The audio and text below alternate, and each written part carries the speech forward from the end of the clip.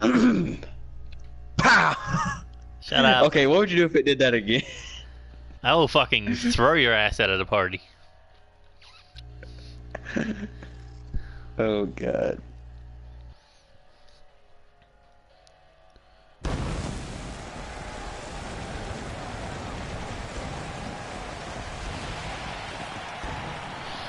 Welcome, ladies and gentlemen, to another episode of NCW Season 3. This is episode 52, and I am your host, your general manager, your commentator for the evening, Neo Extreme, and we are coming to you live from Montreal, Canada, as we are being joined from Japan by the X Factor, DJ Young, and we got a stacked episode for you here tonight.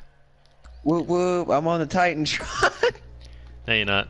Nobody would waste their time and resources doing that. You mean on commentary, you idiot.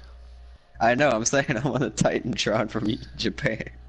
Yeah, it's a little bit delayed back there, but you'll be fine. Yeah, see, it makes sense the Wi-Fi sucks here. It's not that the Wi-Fi sucks. No, you're right, it's just the Japanese people like to hump the router. That's the only thing their dick can fit in. That's rude. Oh hey, Sniper's watching. Hold on, Sniper has a YouTube, yet he doesn't record the matches. Ah, shit. I don't know, I'm just trying to think, but can't honestly figure out an answer to that. What the fuck? AEW's doing a show called Fighter Fest. Oh, good. Dean Ambrose versus some random, Cody versus some random, Kenny versus some random. I mean, Neville. So they're probably just picking indie stars out. Oh. It's Kenny versus Park. Which is weird that Park would even want to do that match after he walked out of Double or Nothing. Well, do you blame him for walking out? No, because it was a shit show, but that's beside the point. He The just didn't want to be following caught match dead. is scheduled for one fall, and it is for the NCW Live Championship.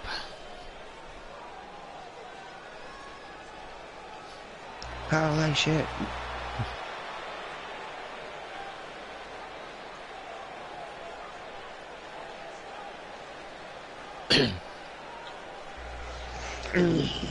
Jesus, what a smoke.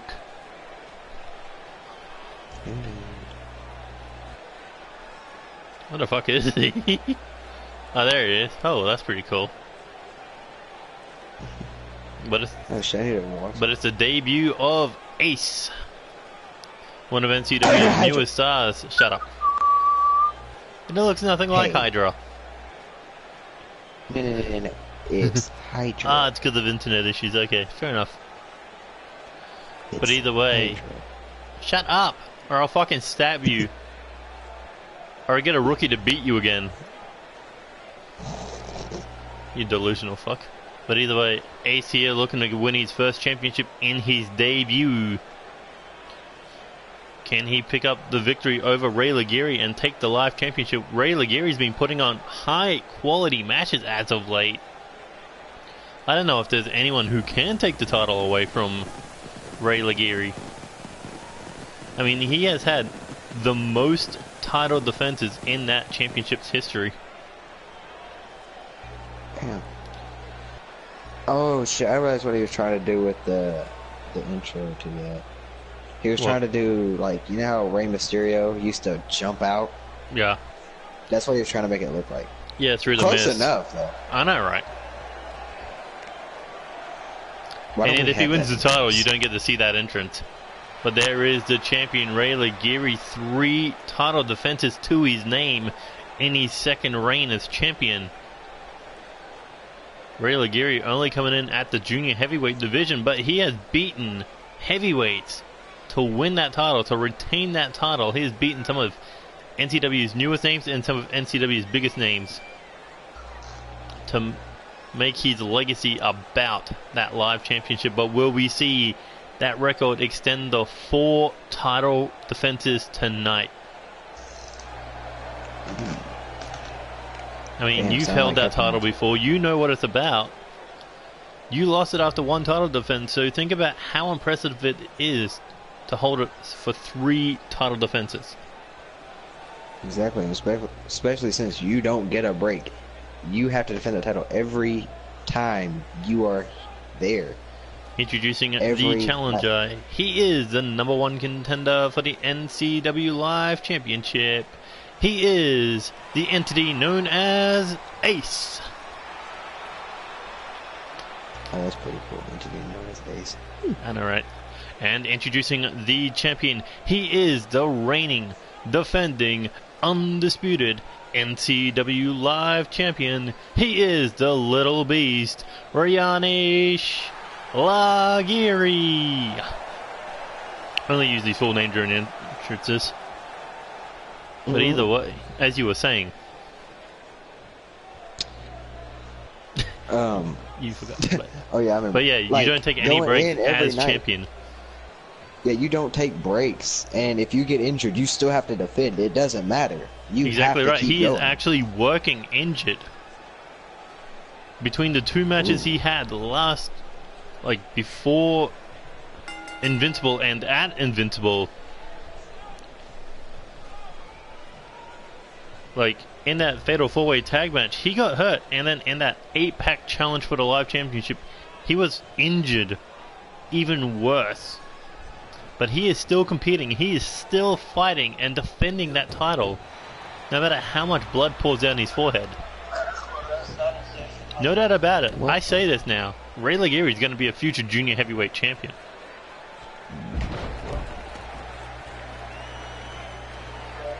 But Ace now, here he goes, looking Rainmaker. Oh, bicycle knee strike right on the jaw. And much like Cody Simmons' last episode, going after the head of Ray Laguirre. And look at this power out of Ace. Here he goes, sit out powerbomb. Oh my god. And here we go. Irish whip into the corner, tries for a dropkick, nobody home. Clothesline takes down Ray Laguirre. Oh, and there's a double barrel salute there by Ace. I don't know what the hell is going on with my phone. It acted retarded and like put out some weird noise from somewhere. Yeah. I was like, what the fuck was that? What the fuck? But everything Ray Laguirre is trying, Ace is countering him. I think Ace has done his study, but the thing is, this is Ace's first match. Ray Laguirre had no film to study. Not to mention open challenge means he was less prepared. Because you never know who is going to come out. Exactly right.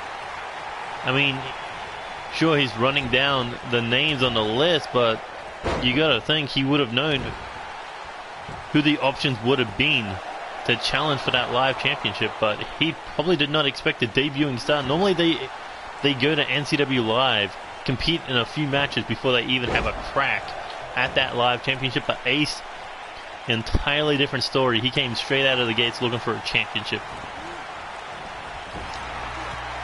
Yeah, and that's the best way. I mean, you know that anyone can win that title. It just takes the right time. One-winged angel. It takes the right time and the right place. Everything. And that could be it, but no, Ray Laguirre quickly kicking out of that one-winged angel. You know, move known to put people away, but no, you're invoking it at Revolution in a triple threat match. That's what you get for open challenging.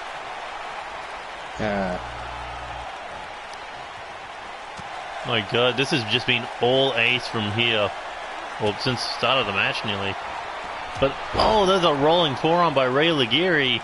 The champion fired back with a blast. And now, slice the throat. Here he goes, running knee, the move that he's used to defend the title so many times. Will he defend it for a fourth time? 1, 2, no. Just able to kick out. Ray Laguirre firing back there in a big, big way. But Ace still able to get that shoulder up off that running knee strike. We've seen that knee put away Tony Starr. We've seen it put away Cody Simmons. And we've seen him. Who else did he defend the title against?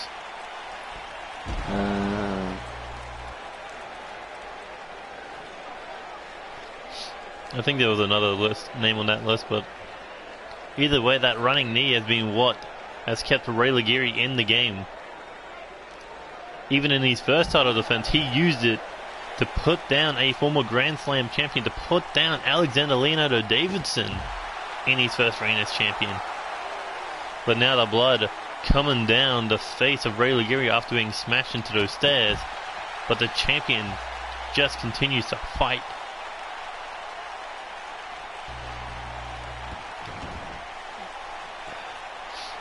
And Ray Liguri now heading top rope. High risk, high reward is his game plan. But he falls into the double knees. And Ace has a golden opportunity to put the champion away. But no, drop toe hold out of the champ. Desperation move. And into this kind of like a figure four of sorts.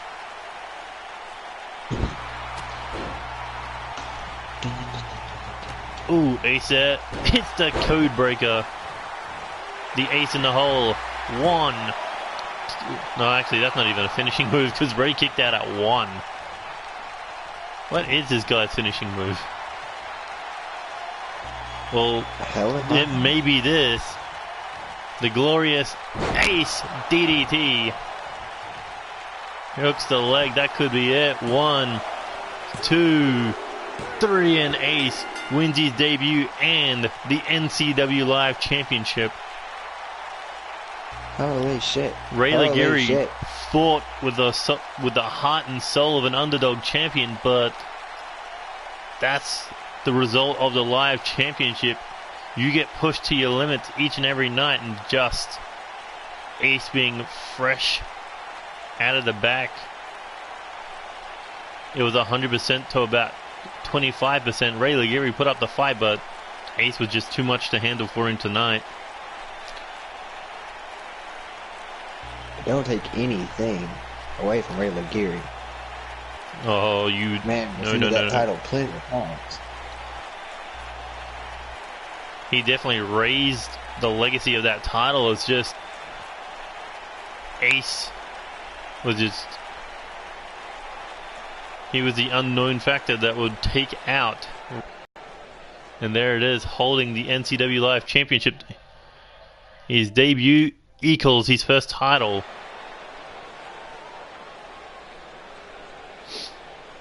Well, what a match to open today's episode. Really? That was... Wow. I mean, it wasn't as good as a Cody Simmons match, but still. Yeah. That's because Ace wasn't losing. Cody was.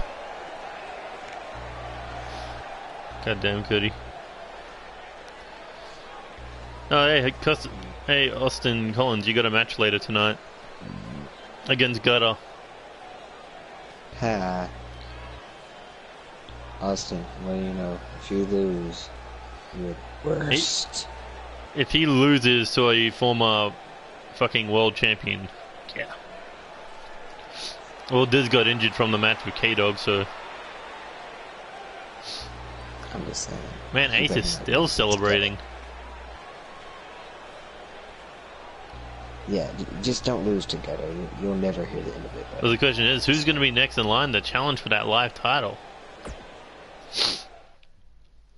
On episode 26 of Live. Oh, fuck off. It could be a loser out of this match.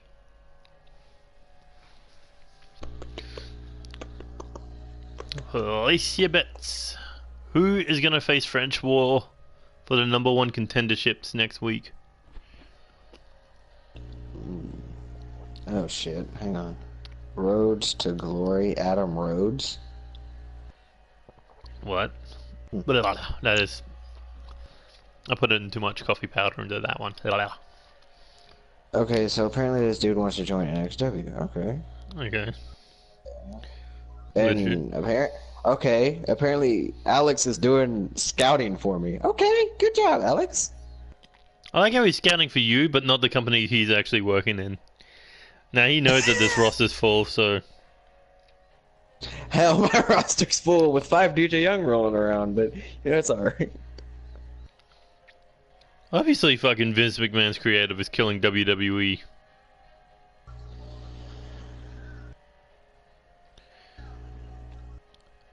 My God, are people really making calls fucking of Moxley already? Yes. God fucking damn it. Nah, I wouldn't say God is bad, just DJ the bitch.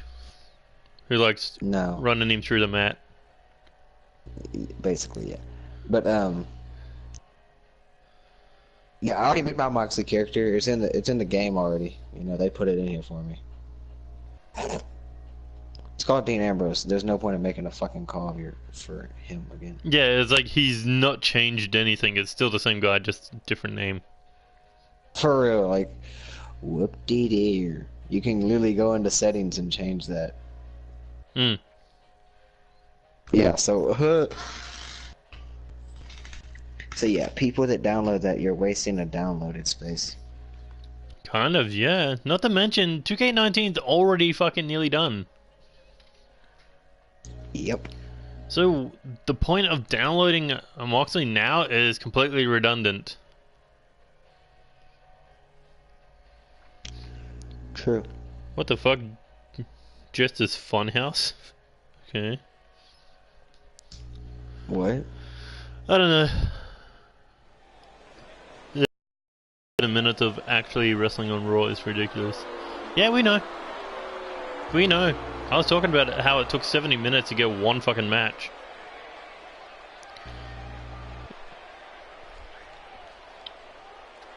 But you don't have to wait for 60 minutes. You don't wait 30 minutes. You don't wait 10 minutes. You don't even wait 5 minutes to get action in NCW. Well, depending on the entrances, but that's besides the point. Yeah, we'd be fine with entrances. We barely get those. But the thing is, at least we talk about the wrestlers when they come out in the entrances. What do Michael Cole, Corey Graves, and Renee, and all the others do? And you'll come out of the mouth.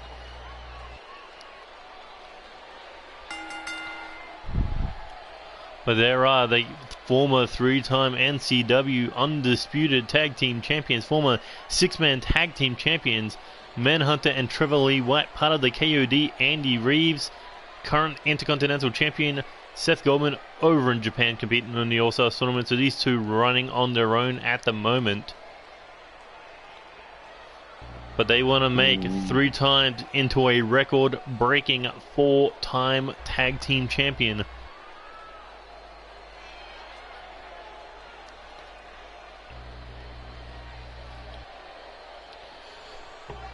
I think they're more desperate to get Vince McMahon out of fucking creative power than actually put up the ratings.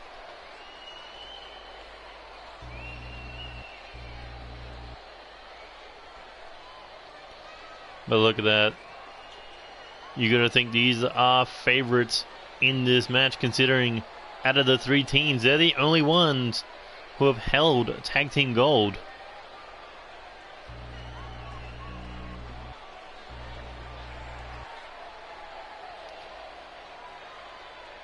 Not to mention, for the first 5 pay-per-views of this month, they were undefeated. Damn. Yeah, in 6-man action, they were undefeated. At NCW Reset, they won. Was it that 6-man Hell in a Cell match against Stax, Diz, and Stax, Gutter, and Marco? Holy shit. What? Dude, Tyler is snapping on Vince. Bro, there's no way I'm going to be made an example of by a guy who wears a fucking gas mask to the room and looks... You want it to be cool, but Danny Phantom is still your hero when your mask is off. But you know 2020 is only fucking right around the corner, right? It's only 6 months away. I don't think Vince can kill WWE in that time, but right now I'm making a bet he will.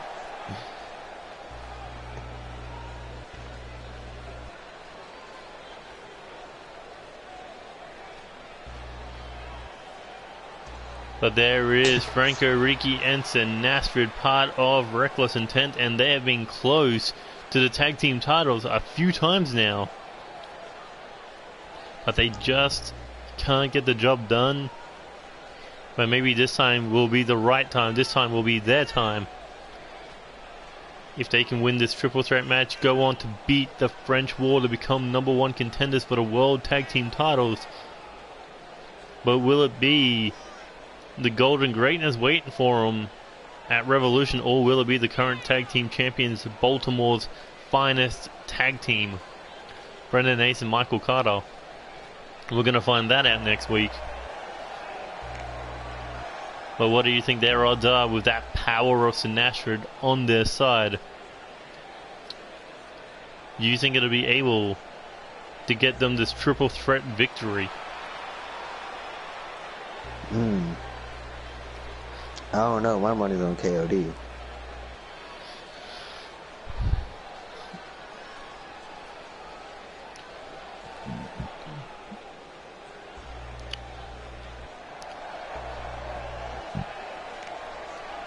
Well, here comes the third team, the Shibata brothers, a former junior heavyweight champion in Sotaro.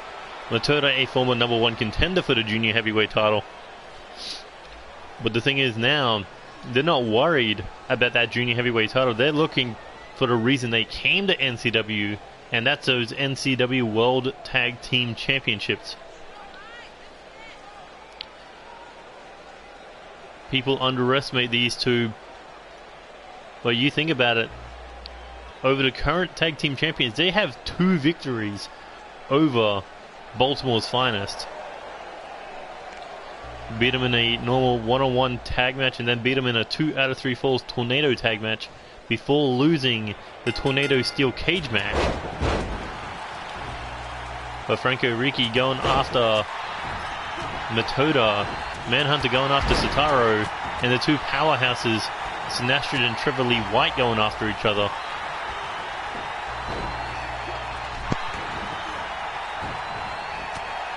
Ooh, solid shot there. Here he goes. Snapmare takes down Manhunter. Comes in. Knee strike to the back of Manhunter's spinal cord. That's how you slay a monster. But in the corner, you got Franco Ricci. Chopped to the chest of Matoda. Tried to pick the leg or pick him up. Not too sure. But Sinastrid takes down. Ooh, Trevor Lee White before he retaliated with that big metal clothesline. The tag team titles, you've held the Alpha tag team titles. You know what it's like to be a tag team champion. How much faith do you need in your tag team partner to be successful? Because if you run in and you get caught with a move and you can't get out, you got to rely on your partner to save you. Submissions, anything. You got to rely on your partner to have your back, just like you got to have theirs. There is no rest for the wicked. You got to stay strong. And not to mention, you know the aspects of a triple threat match. Imagine the dangers when you've only got one person on your side, but you have 4 people against you. You know how dangerous that is. Yeah, and if you're a threat, all 4 of those people will come after you and your partner. That's 2 on each, so that's... Like right now, everyone is currently working down the KOD. They know how much of a threat they are. You got Sotaro working on the Manhunter. You got Reckless Intent working on Trevor Lee White. Until Manhunter rolled out of the ring, it was basically a 4-on-1 or 4-on-2 handicap match.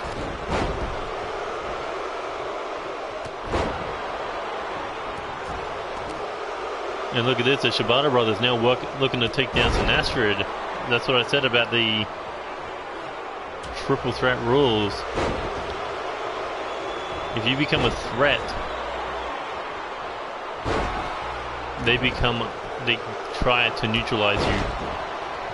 And Franco Ricci just got hit with a claw slammer now. Oh, the red dragon strike, and look at it, Manhunter, he's back into the ring now, saving Franco of all people. And we nearly saw an elimination there.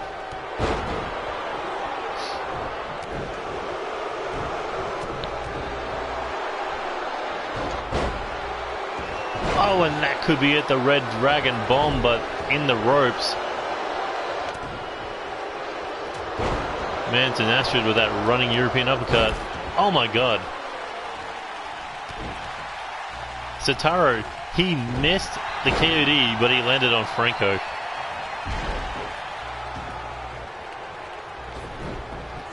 And at the moment, I think the Shibata brothers are currently being murdered right now. Courtesy of the Manhunter and the Paragon. Oh, look at this. Into the Manslayer in the middle of the ring is...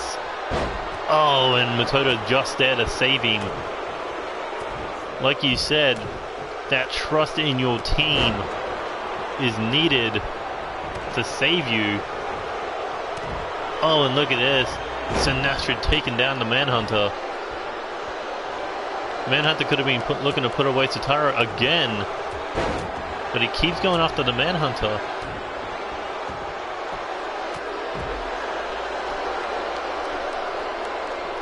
Yes, I am using your new attire.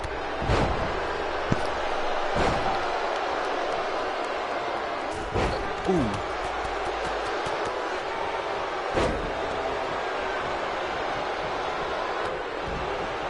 My god, Trevor Lee White has not left Franco Ricci alone. You got the Cyborg versus the Italian Madman over in the corner.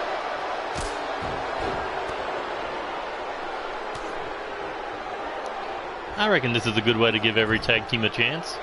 What do you think? 2 triple threat matches? I wanted to do 2 fatal 4-ways, but we didn't have the teams. Because what, you got Natural Romance, you got the Gentleman's Club, all in fucking Japan.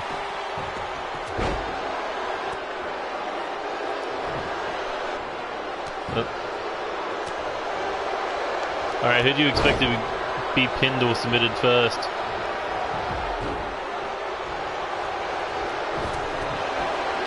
Oh my god, Sotaro has a really brutal knee. Oh, look at this. Franco Ricci was looking.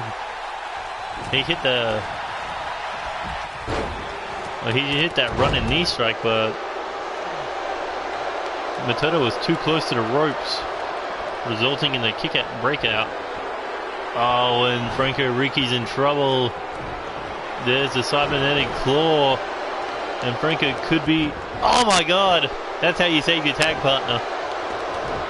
You drop kick Manhunter and you drop kick the referee.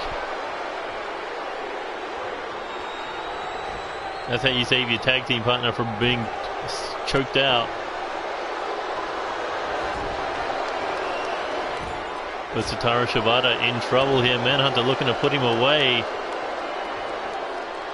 with the end of Mankind. Oh, and that could be it. Sotaro could be done here, but Matoto in the ring, ready to break things up. The Blue Dragon saving the Red Dragon, but Franco Ricci's now getting involved in Matoto in trouble. Oh my god, just got dropped on his head.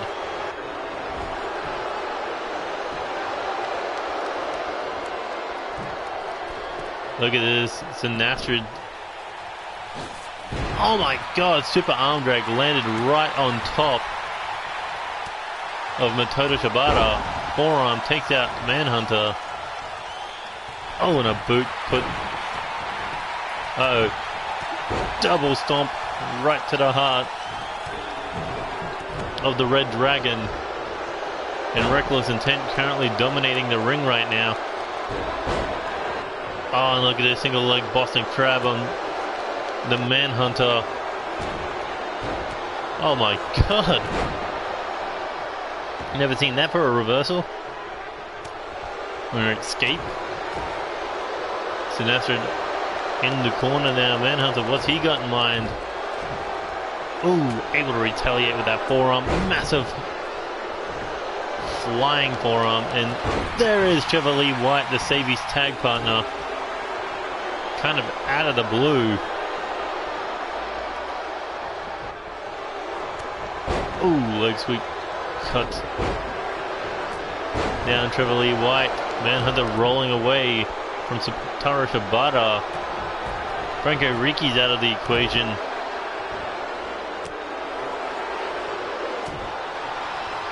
And there is just blood flying in this one. And here we go, coming off the ropes. Ooh, able to block that big back forearm. Holy shit. Just elbow galore.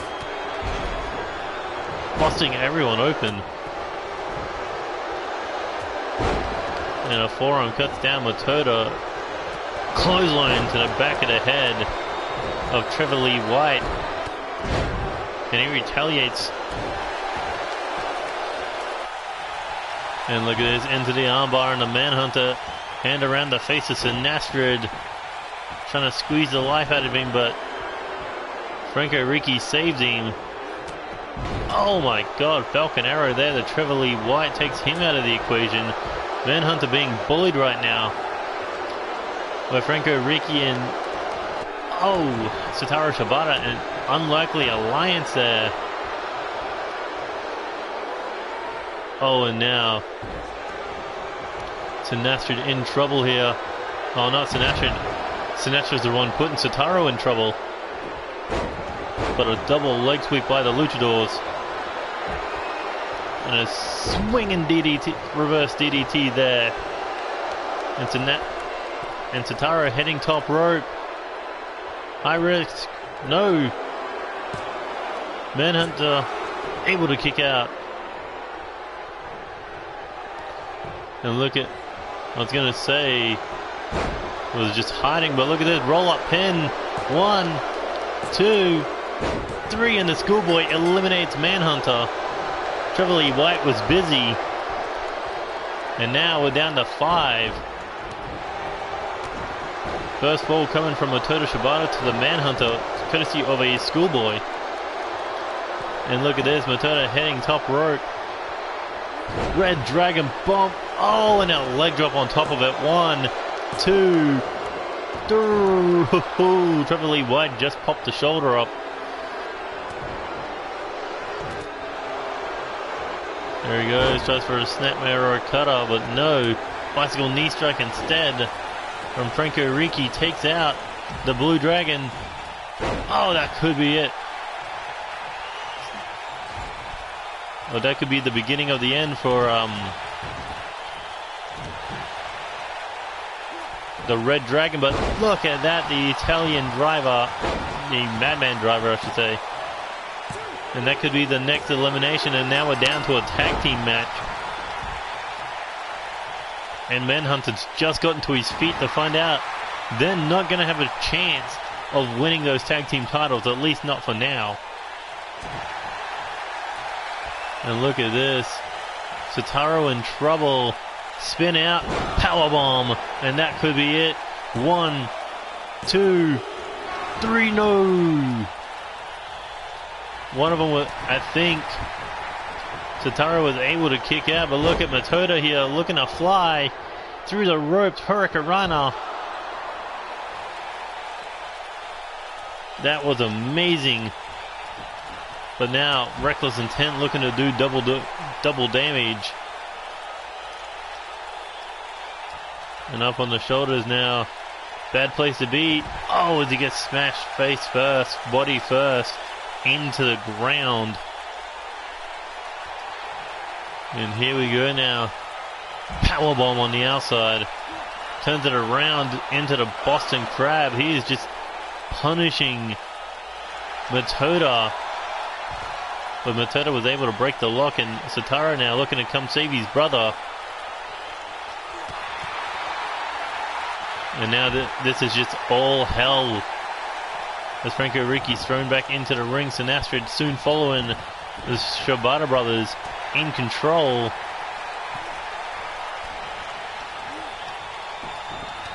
Oh, as Franco Ricci trying to take out the Red Dragon in the corner, but fights back, drop kick attempt, nobody home.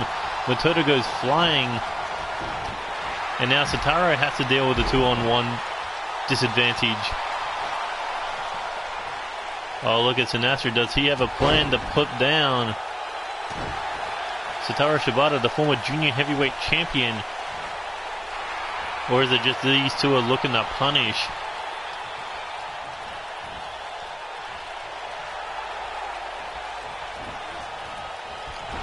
Oh, what's Franco thinking here? Throws him out of the ring. And look at Sinestro getting the fans up on their feet for a tornado DDT through the ring apron. Over the ring apron. Through the corner post. Oh, and Sinestro just running down. Red Dragon trying to slay it by cutting off his head.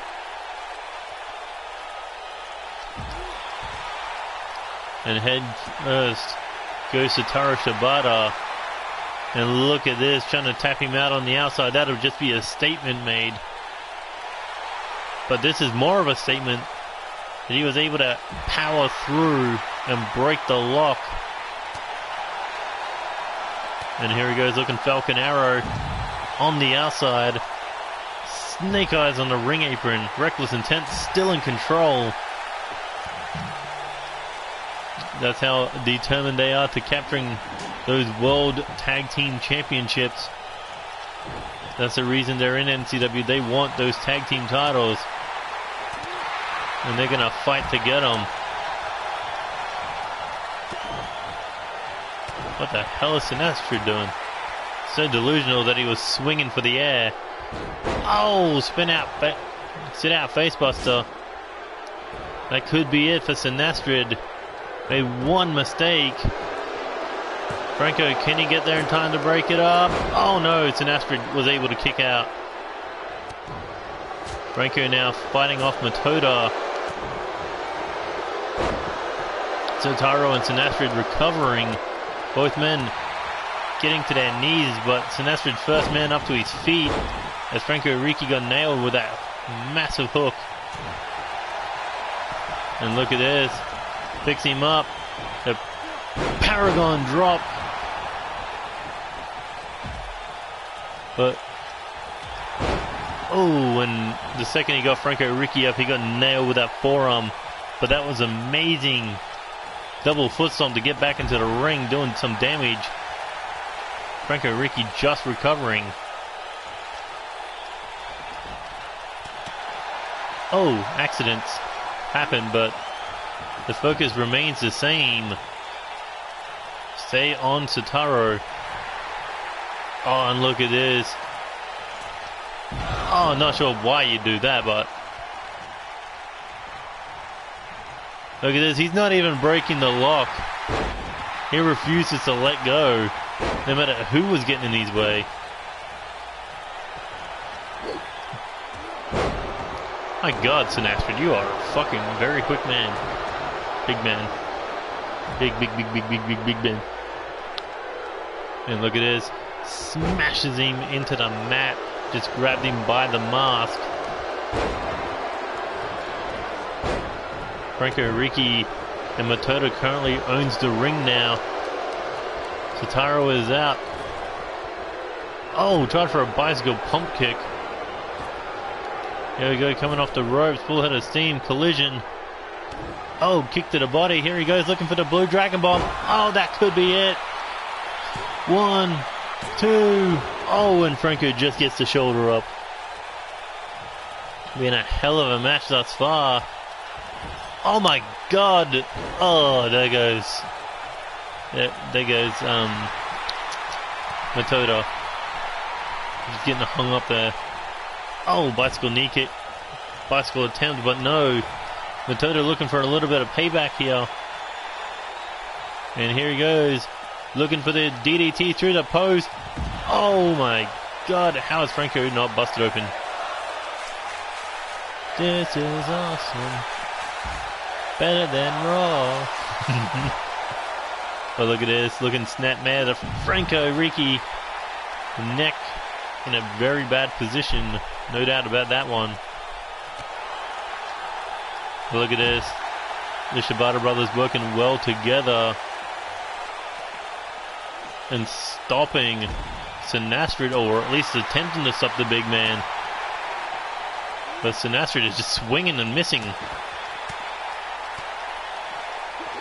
Oh my God, how did that not break Franco's leg? Floats over, knee strike to the face. Courtesy of the Reckless Intent leader, Jaden Shadow, I think. Or is it K-Dog's move? I don't know. One of them. But everyone going back into the ring. Sinastrid is down. Oh! But baited him into an elbow drop. And this is a bad place to be if you're one Matoto Shibata. Because he's got Sinastrid staring him down, and Franco Riki just gave him the double barrel salute. He said, "You're done. Fuck you. That's over." And this could be it. We could be looking at a handicap match. No. How? How did he kick out of Sinastrid's best move? That driver.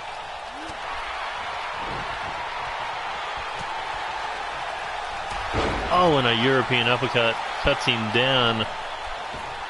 Franco Riki, where is he going? He's heading top rope. But look at the power. Imagine if you could hit a DDT like that. Military press DDT style. But look at this, just drops down. Oh, he was in the drop zone. I would have gone for it. Oh, now looking to tap him out. We've seen him do this to Raiden Hamilton. We've seen him do it to Richard Knight. But the thing is, rope breaks are a thing in this game. In this match. And a famous takes out. Oh, and that could be it. But no, hand under the bottom rope. Red Dragon Bomb. Too close to the ropes, but Franco Riki now has to deal with what Matoto had to deal with. A 2-on-1 situation. And here we go, looking Dragon Suplex.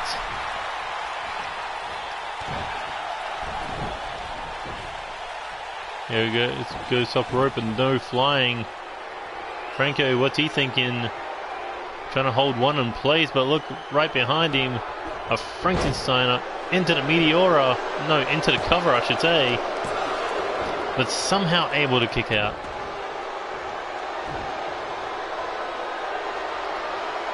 But the Blue Dragon, can he put down the Italian Madman? Here he goes, kick to the body, looking Blue Dragon Bomb. That could be it, but doesn't go for the cover. Now he does, but rolls him into the ropes. Mistakes were made, because that is a terrifying man you do not want to deal with. Oh, drive for the Red Dragon kick. Or Red Dragon's breath, I should say, but look at this, spins out. Oh, into the facebuster. What power out of Satoru. Matoto looking to go high risk, high reward. Elbow drop to the head. Trying to slice Franco Riki's skull in half of that. And Sinastrid puts down the Red Dragon, who rolls away. Sinastrid says, "Get back in here, I'm not finished with you."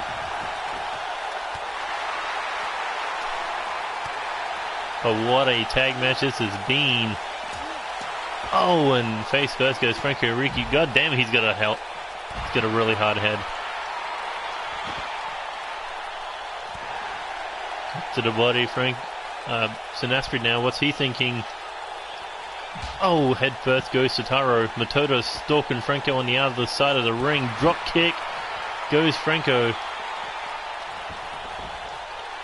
And Sinastrid now chasing down the Red Dragon. Oh, look at this. Argentina spin out into the powerbomb. Oh, and face first goes Franco. Rolls him over for the cover. But Sinastrid there to break things up.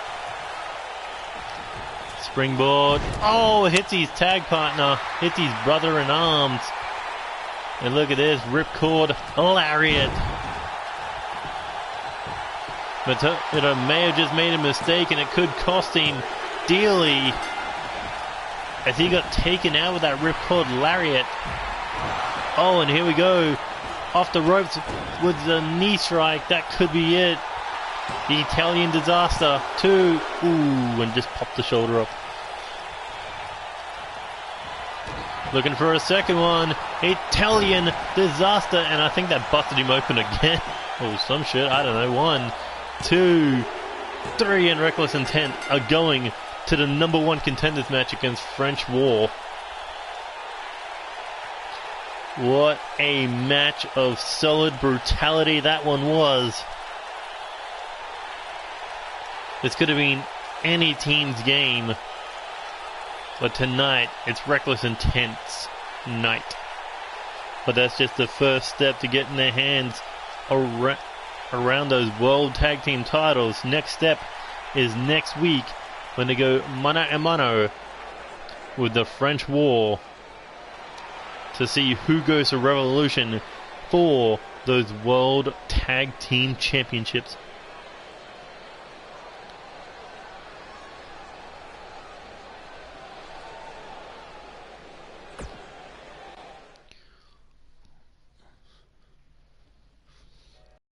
Done with tag action. We got challenges versus champions. Oh yeah, they screwed themselves big time. How do you... He went in with a splash and landed on Sotaro.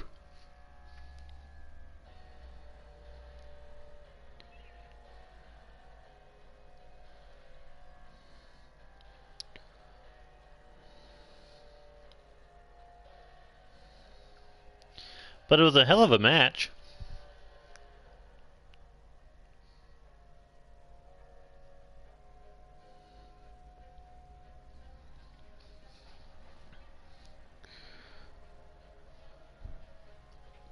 See, how hard is it for Raw to do that for their tag team division? Like, you have the War Raiders, you have the fucking Usos, you have the Revival.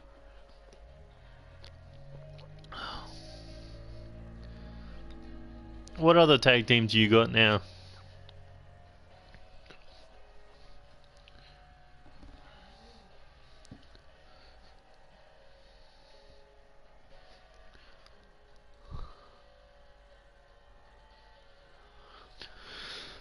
I mean, there was only one tag team match.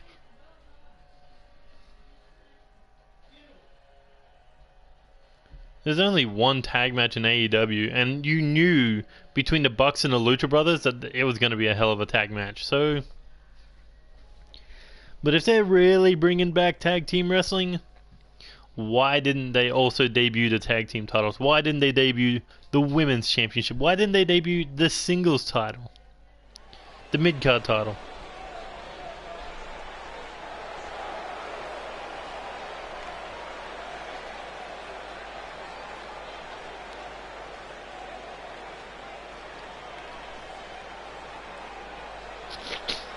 Like, AEW had a perfect chance to debut more of their titles, but they only just went with the world.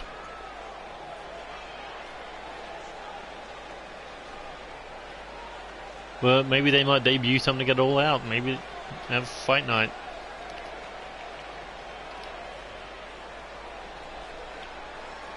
But here comes the #1 contender for the NCW Intercontinental Championship, Omari Williams. Everyone thought this man earned the right to face Andy Reid again, at this time at Revolution.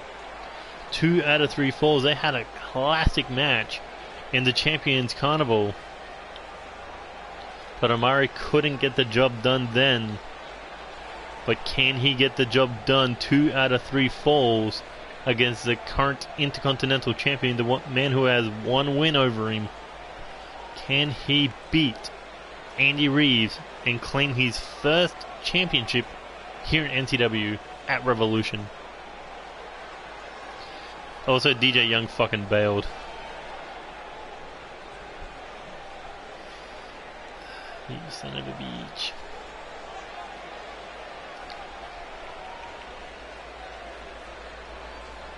Look at that, Omari looks ready. Revolution can't come quick enough for this man. You bailed, let's be honest.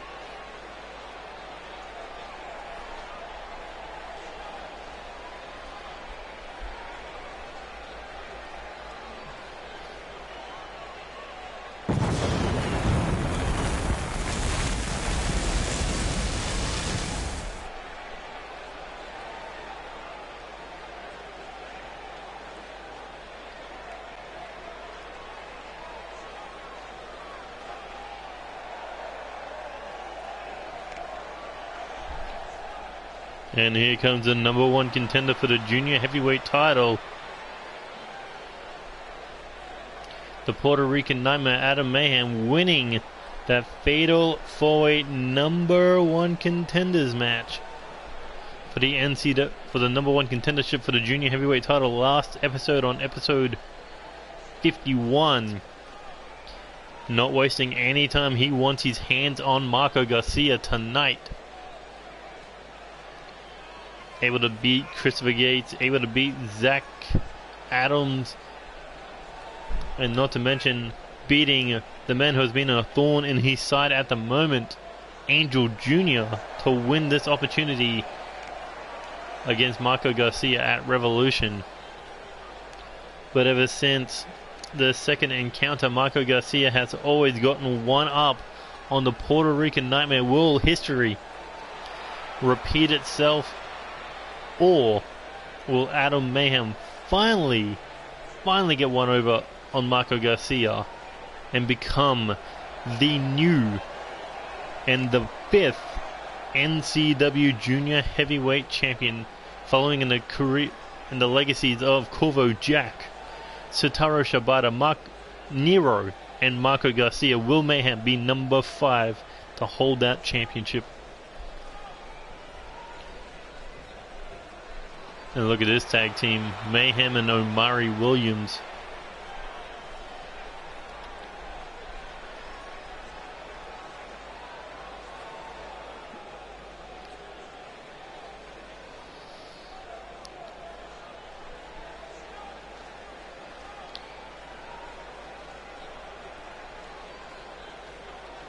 And there is the Intercontinental Champion Andy Reid coming out of the Champions Carnival with a huge victory.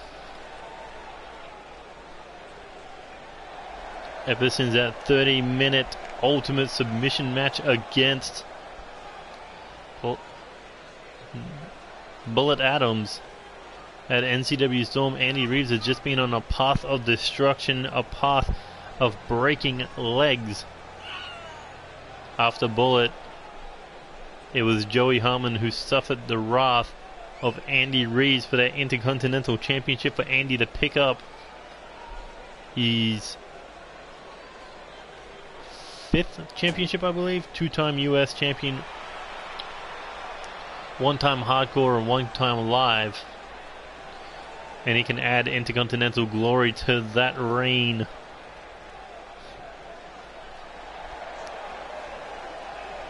But the question is, will that reign as Intercontinental Champion come to an end at Revolution? Will we see a new champion, or will we see the real deal retain?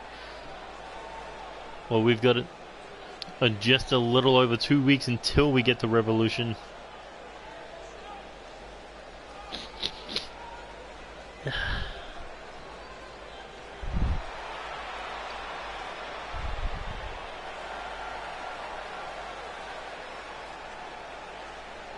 And there is the junior heavyweight champion, Marco Garcia, the 4th ever junior heavyweight champion, winning the title at NCW. Wasn't Storm? It was Invincible, that's right. Winning the title at Invincible. Yes, he did do double duty there, competing in the King of the Ring semifinals, and then going on to compete for the junior heavyweight title. But Marco Garcia gutted through the title match, beat the Grace of the Universe to win his first championship here in NCW. And what a title it is. But now that he is the champion, every man is coming for him. And that includes his old rival Adam Mayhem. I mean, in the Champions Carnival, he defended that title in a triple threat match. How do you survive Angel Jr. and Mayhem? Only Marco Garcia knew the answer.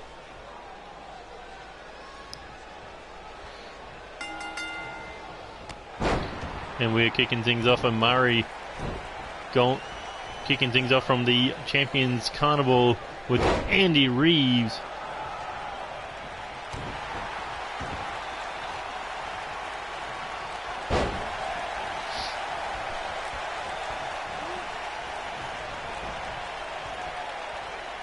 But Andy Reid's now, look at it, it's already looking for a submission here, but Omari stopped him. Massive lariat sends him into the corner, into his own corner. Huh, I'm doing great. Wish I didn't make my coffee so bitter, but yeah, life can't be perfect. But either way, Irish whip by Omari into the corner. Here he comes, massive forearm. Down goes the champion. Omari has just been on another level right now.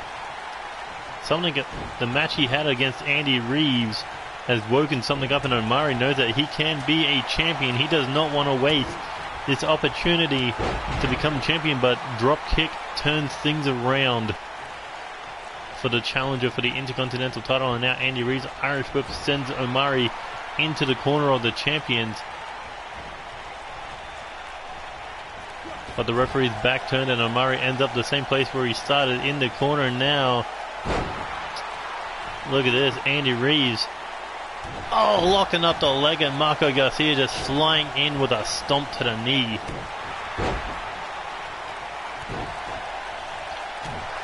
You can tell Andy Reeves, the one with more tag team experience, being a part of the KOD means you're constantly in a team, even though he's only had single success.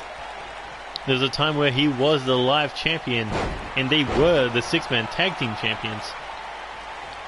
A time where they were the undisputed tag team champions. He was the US champion. KOD always finding success tag and single style. And maybe one day Andy Reeves may be a tag team champion somewhere down the line. But a big elbow there. Knocks away Marco, and Marco fires back with that crossbody.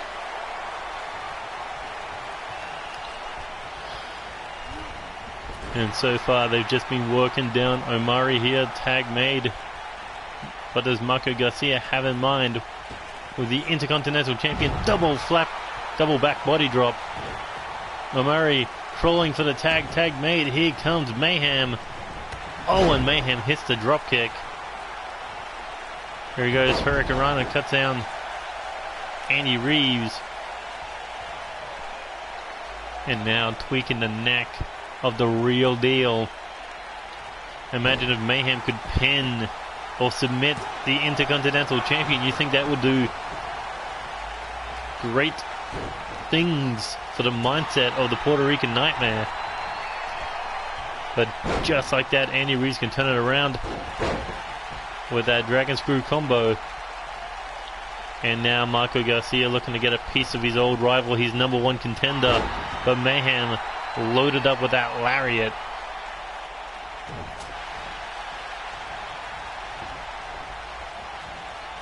And there goes Adam Mayhem over the top. Not Mayhem. Marco Garcia over the top rope. But an arm drag. And I think Mayhem may have caught the corner of the stairs. Oh, as he gets nailed with a DDT.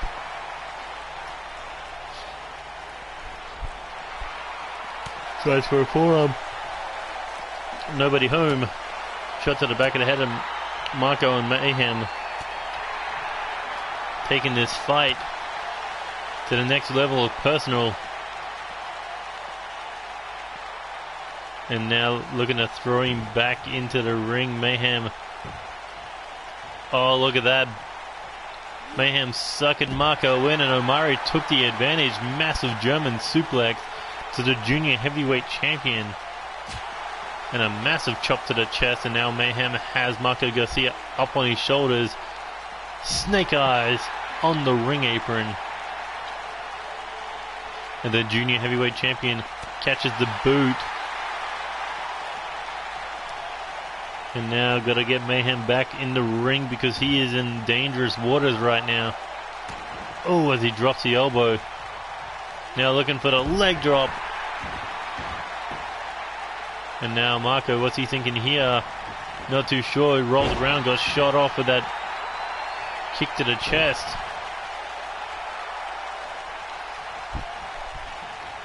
And Mayhem monkey flip, but maybe a mistake flinging him into his own corner.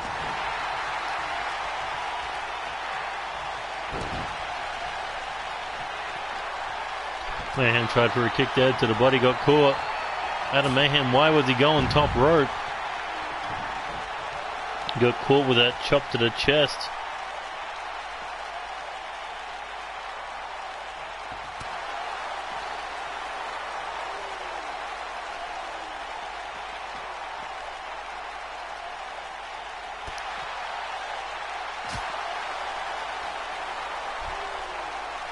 And Mayhem somehow gets the advantage even though he's in enemy territory. Snake Eyes again on the ring apron.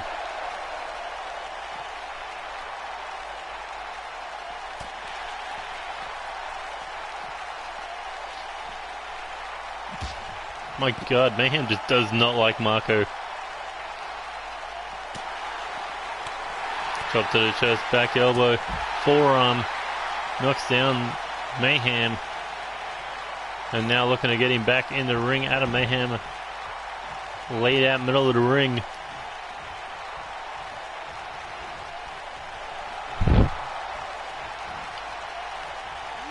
And now can Marco build up the momentum he needs to keep Mayhem down for good as he hits the double leg drop, pull it up with a drop kick. And Mayhem was looking for the tag, and he got tagged all right, courtesy of a roundhouse kick from Marco Garcia, and that could be lights out. But Adam Mayhem, 1, 2. Oh, and Omari does not want any part of Andy Reid's right now. But a German suplex, Alright, I'm back. nearly snapping Marco in half, and DJ Young's, he is back. Yeah. So what do you think of that triple threat tag match? That was honestly shocking and brutal as fuck.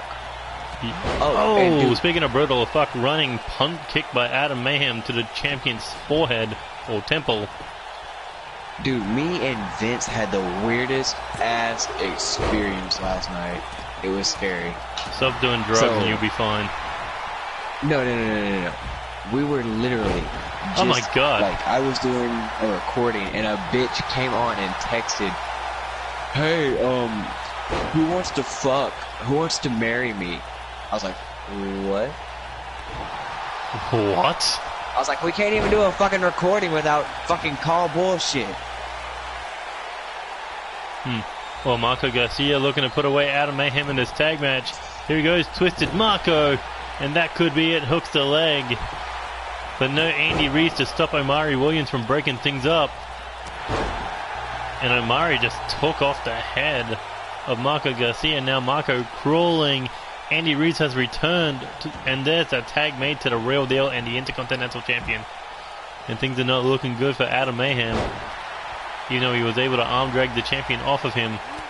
Mayhem forearm to the face, tries for another one, takes a kick to the body. Oh, and a sucker ball kick from Andy Reeves.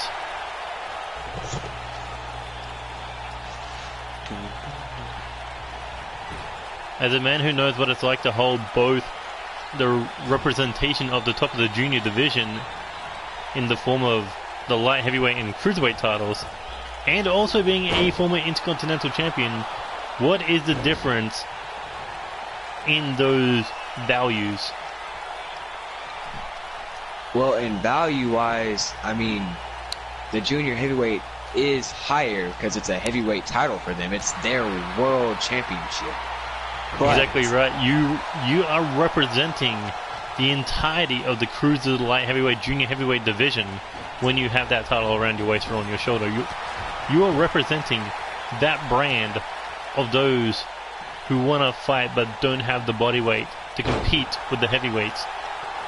I mean, we've seen it in the past that those cruiserweights, light heavyweights, junior heavyweights, they go after the top title, that they can compete, that they can win the top title. Oh, and there's a Boombaye to Andy Reid. Can Adam Mayhem put away the Intercontinental Champion? Yes, he does. The challenges getting one up on the champions.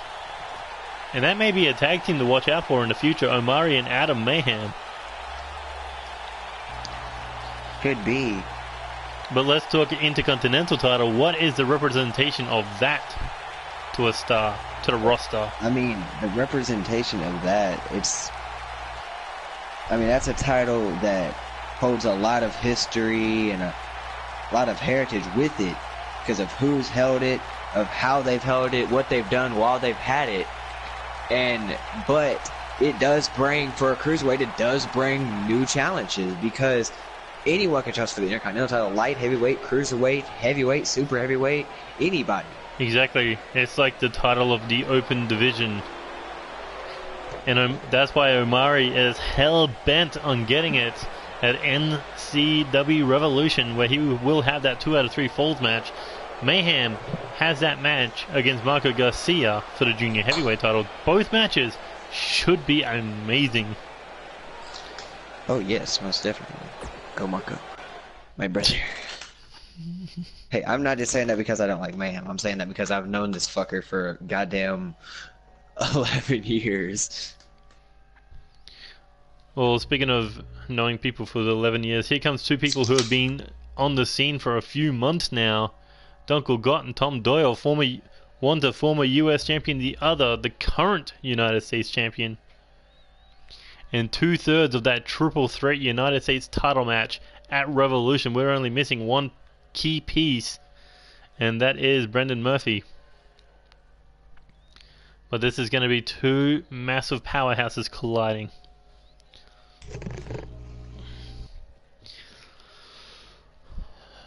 My God, fucking hell, this has been better than Raw and SmackDown.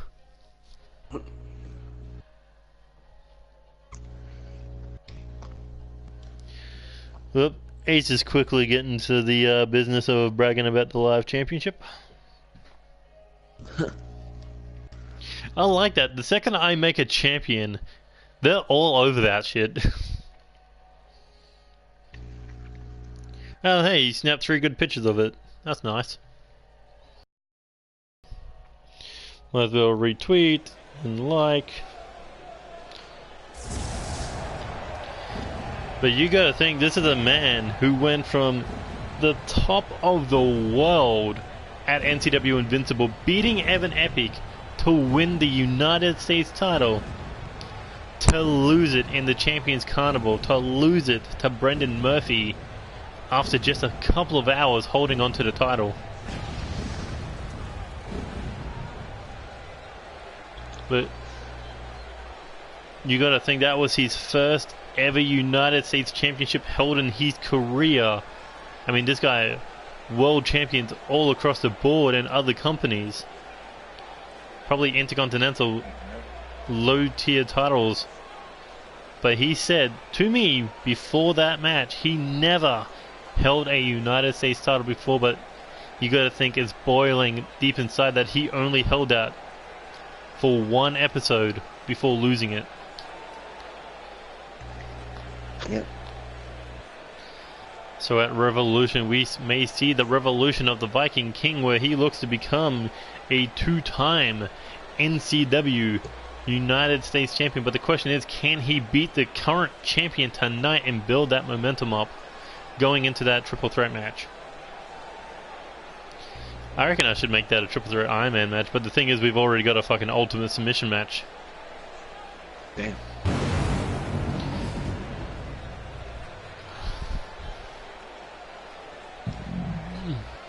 And not to mention, we don't exactly want the same thing that happened with the world title at fucking Storm, was it? Storm was the one where it was a triple threat match, right, for the world title? Yeah. Yeah.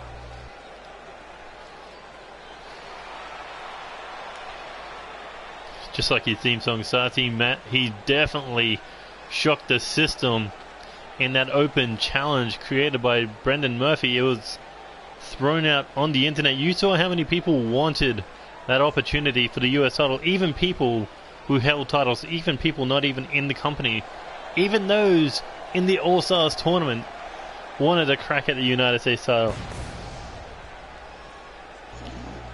But it was Tom Doyle who picked up the championship win.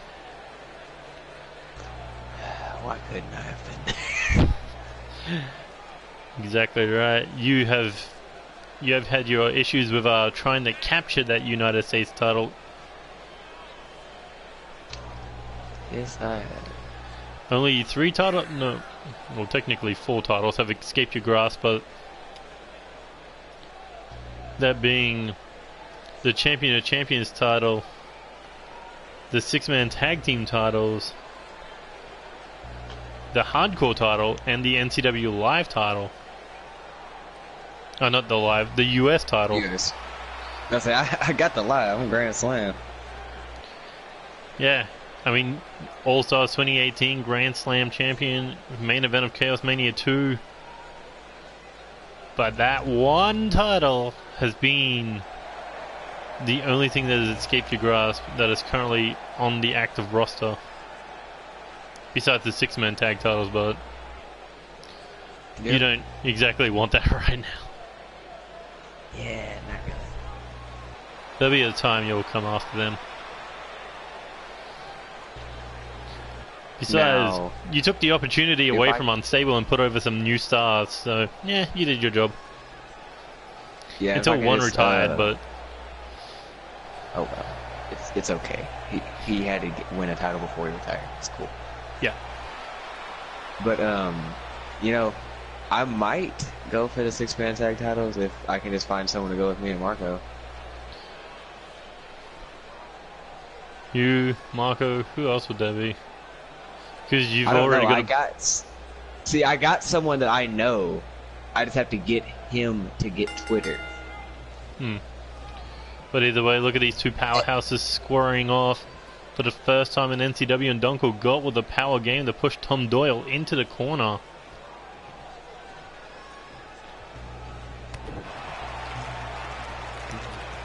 You gotta think Donko got wants to destroy everyone who came after that US title.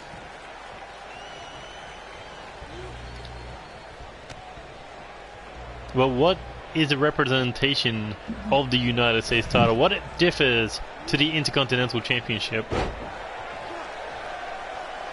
Well, honestly, U.S., if you look at it down the history books, the U.S. has been the hardest title for someone to capture their first time. Well, I wouldn't say in season 1. Well, not season 1 because it was open challenge, but like ever since season 2, think about it. Everyone used it on their first try does not succeed. I mean, technically speaking, you are correct, except for Evan Epic Exactly. and Tom Doyle and Brendan Murphy. Those 3 came in on the right champion, or not even on the right champion, just on the right night. Exactly. But I agree. You look at Joey Graves; he's competed for the U.S. title. Tommy A. Hawkins has competed for the U.S. title. Even in Raiden Hamilton's first attempt at the title, he could not capture it. And he's a 2-time. Exactly right. He was just a man on a mission. He didn't give up. That's exactly like Dunkel got. He didn't give up.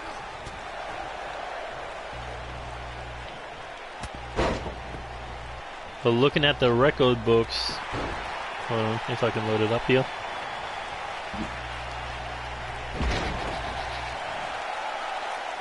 List of champions. Looking at the United States title. If I can find the damn thing. That's the hardcore. That's the live. That's the US.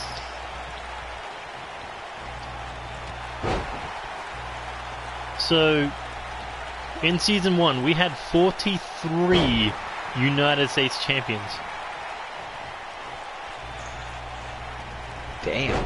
Wait, Before seriously? it was vacated in season 2. And then ever since then, we've had 1, 2, Wait, damn, we had 3, 43? 4, 5, 6, 7, 8, no, 10 new champions in the last 2 years. I'm not talking about double reigns like Raiden, Tyson, and Andy Reeves. I'm talking about people who have only won that title one time. In 2 years, 10 people have held it. Damn. That is how legendary that title has become. And you think about it, this will be when the US title was at its hardest, won it 6 times. I said 6 and I held up 8 fingers. I have no idea why I did that, but that's beside the point. I did that too. I don't count my thumbs. But I'm just saying,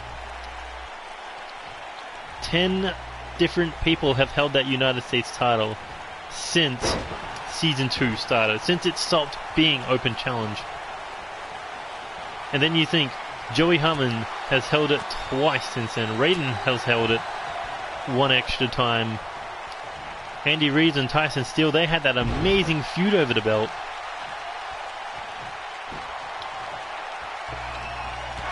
So, and in history, we've had 59 different reigns as champion. Just think. Oh wow, Giz was number 30 reign. Diz was 38 and 40. Also third. What else was he? 16th, 18th, and 20th. So it was 10 reigns between Diz and Giz. Interesting.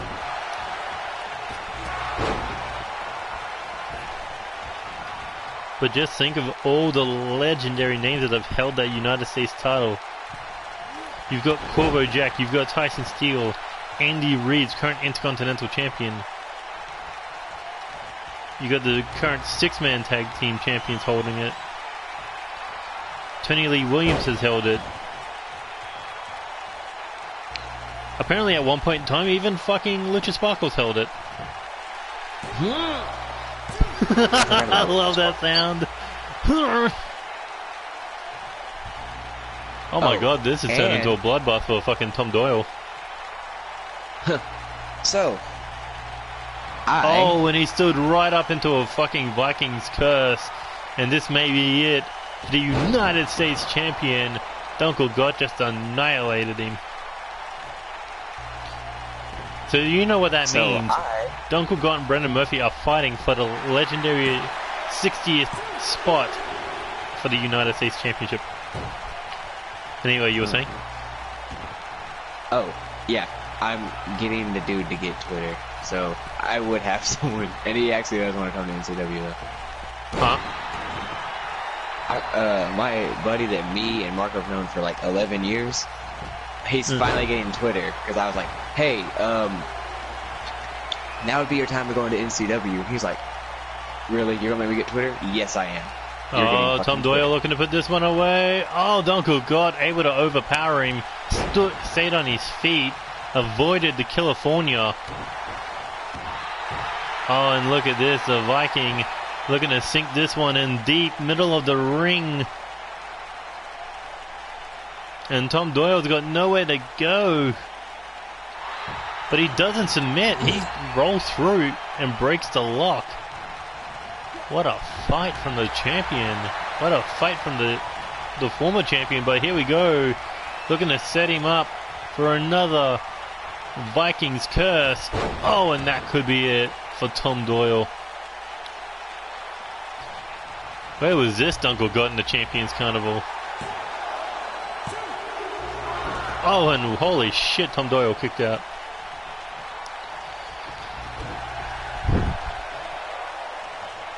But that's how many reigns the US title has had. 59 reigns. But let's look at the Intercontinental title.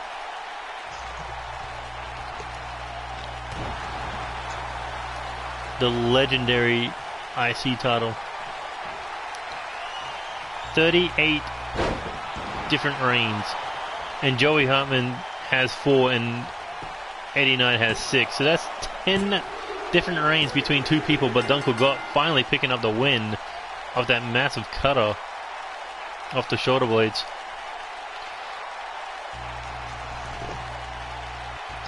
Alright, let's see how many different people have held that title.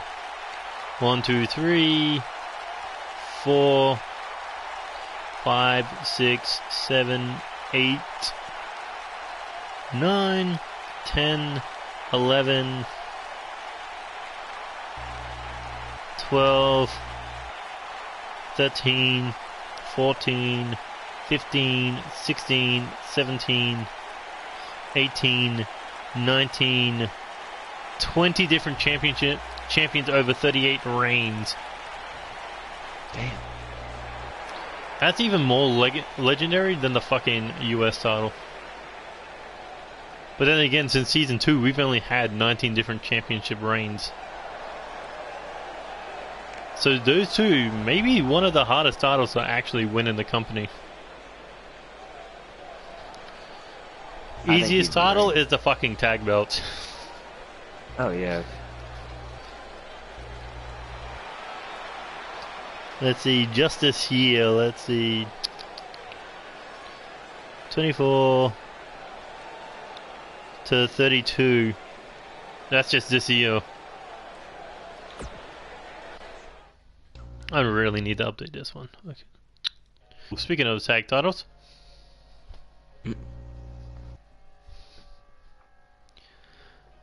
I know. That US title match is gonna be fucking amazing. What do you think? Oh hell yeah.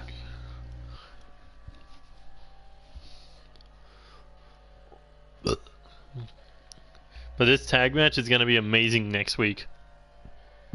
Golden Greatness, Baltimore's finest for the NCW World Tag Team Championships.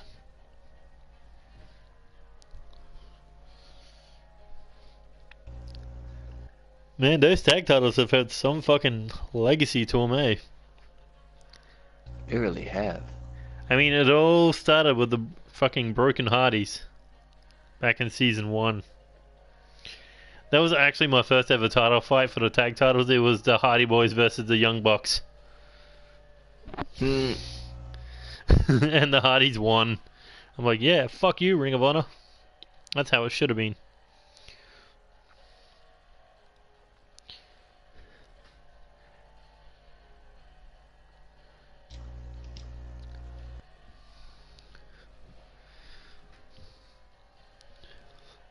Seriously? So What? you're gonna upload it, tell me to download him and fix him, and then you're gonna... Oh my god, my friend's retarded. So he uploaded this dude to the hashtag, and he's like, download him. I was like, okay, why? He was like, because I want you to check everything before he gets to it. Oh my god. And then he took it down, so he expects me to re-upload the damn thing. Thank God he fixed it to where I can re-upload it. I hate friends. I just hate people in general. I still gotta find out who this fucking whole tag team title scene for the women's. It's like, okay, I remember who the first champions were, but ever since then I just forgot who the fuck were the other two. But there's no forgetting Golden Greatness defeating Natural Romance. Alex Wolf and Lance Romance, potentially the longest reigning tag team champions. We'll have to look into that one. But they also defeated Reckless Intent, a team that was giving them hell all the way to the build of NCW Invincible. But just like that, one night, that whole reign came to an end. The match fatigue, and then going into the Champions Carnival, defending the titles in a triple threat tag match. They had to fight 4 different teams in back-to-back tag team title matches. They had to go through Natural Romance, Reckless Intent, Red Anarchy, and the current NCW World Tag Team Champions, the Baltimore's finest tag team. And we saw that Brendan Ace picking up that victory on episode 51 against Evan Edwards. But you got to give a huge assist to that huge man on the outside. Look at him. He looks like a train wreck ready to fucking happen. Michael Carter. And he has been one of the most dominating big men to debut this year. It did not take long for Brennan Ace to win gold when he had this big behemoth standing behind him. I see what you say. This does get annoying about people that that want to use the Chris Jericho thing, but Chris Jericho's tight or trunks are fucking plastered with his name.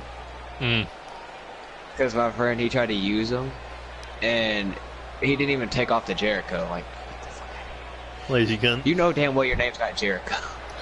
Jericho! So I'm starting to think this might have been his plan to just get me to fucking fix him. You might as well just made him. I know, so I gotta go through and fucking redo his attire. Oh well. I'd rather just make someone than actually fucking redo it for him. But here we go, Raiden versus Michael Carter. We were talking about Raiden a little earlier ago.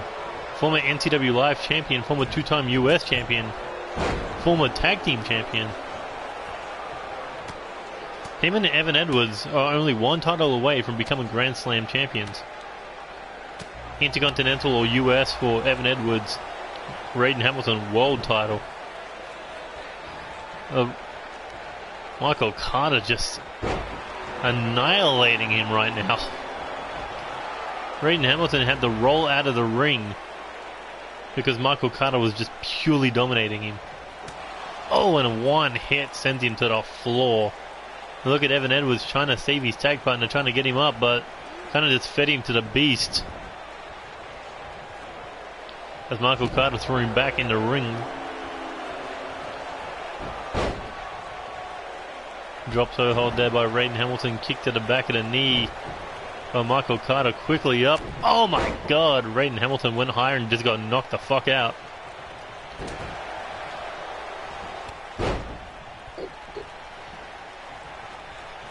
Oh my god.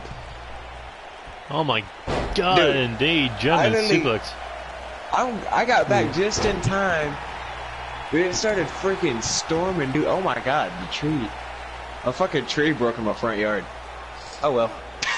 If I die on commentary, it's okay, y'all. First death announced for NCW DJ Young. Will never make the Hall of Fame. That'd be fucked up. You died to a storm. You can't die to one of our pay-per-views. Fuck off. And into the rear naked chin lock. Wait, what did you do at Storm? That's right, compete for the live title. Yeah. Huh. Have you missed a pay-per-view this year? I don't think so. The only time you ever miss a pay-per-view is at when you were in the All-Stars. And then I come back and fucking at 6 of them back to back, so that's straight. You had 9 back to back, because All-Stars last 3 months or some shit. Well, last year it only lasted a month and a half. So you weren't gone for that long. And into the cover. It seemed longer. No, it only seemed longer because of all the recordings I had to fucking do. Because it's like every day there was always an episode going up or a part of an episode. By the way, are we going to get DayZ? DayZ? DayZ. Oh, Dragon Ball? No. It's a zombie game. Oh. It's like, maybe. Fuck, it was all over the PC, but people stopped playing it because of hackers and shit. Oh, if it's hackers, yeah, let's do it. You know we love to fuck up hackers. No. You can't hack on a PS4. What is this, child shit? Oh my god, tried for a running claymore kick, but no. Raiden Hamilton was able to sidestep.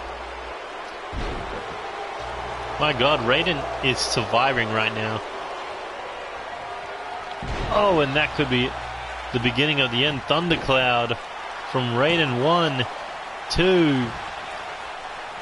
And you know when the thunderclouds are normally looming overhead, Raiden's always looking to hit that final lightning bolt. The Raiden's lightning, but when you just get 385 pounds thrown at you, you're kind of fucked. Michael Carter trying to pick him up. Raiden Hamilton sliding through the back door. Here we go. Irish whip into the corner. Bad place to be for the big man. Oh my God, Raiden's looking to do whatever it takes to take him down. Looking for a superplex to the outside. Mamma mia. And look at Brendan Ace getting in the face of Raiden Hamilton, but doesn't want to be banned from ringside. Oh, and oh my God, he just shook that superplex off like it was nothing.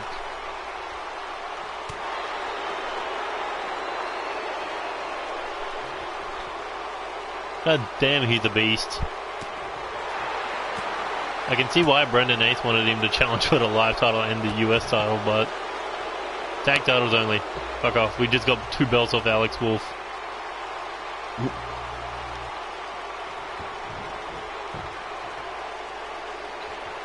Look at how careful Raiden is to get back in the ring.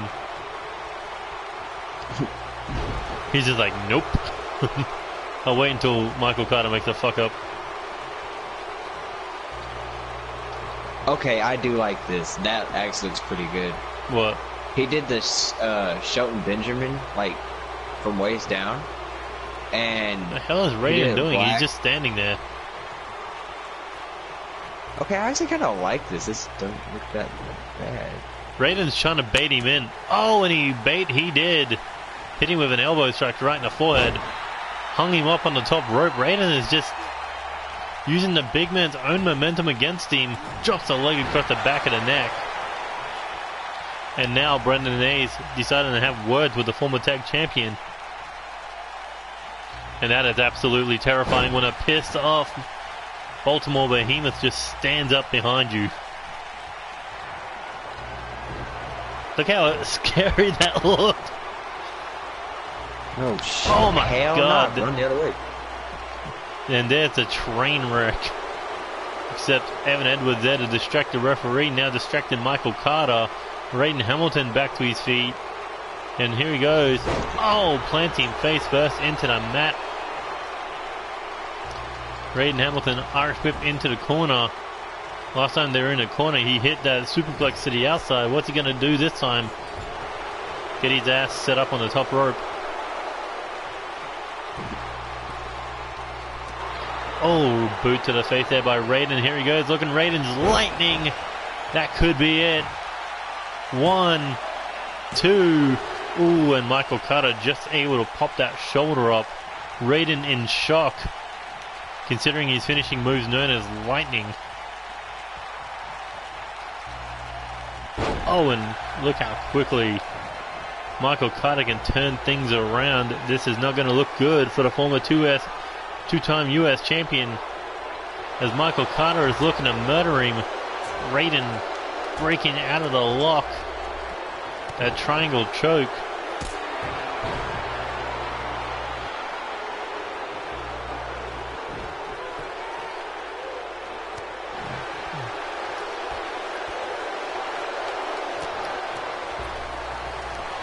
Man, this has been a good match. Yeah. For a big guy versus a GOAT of NCW. And look at Raiden making his way to the top rope. Looking for that thunderous elbow strike, but no one home.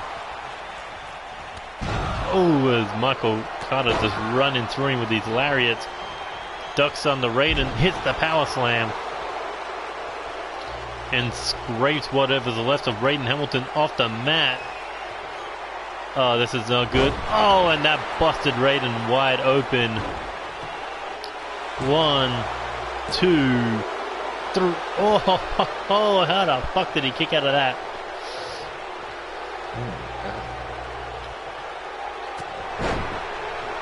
I mean, this is why Raiden Hamilton's a 2-time US champion. But this is probably also going to be the reason why they lose the tag titles next week. Or lose a rematch. Because Michael Carter looking to end Raiden Hamilton with his triangle. And that is it. Raiden has passed out in the grasp of Michael Carter. And that is it. Michael Carter picking up the win. And the question is, how do you stop this? How do you stop this man, if you can even call it one? He is a monster. I mean, sure, Raiden nearly had the victory with that Raiden's Lightning, but that Baltimore's Triangle just choked him out. I don't even know. And remember, tag titles are on the line next week, but what kind of condition will Raiden be in?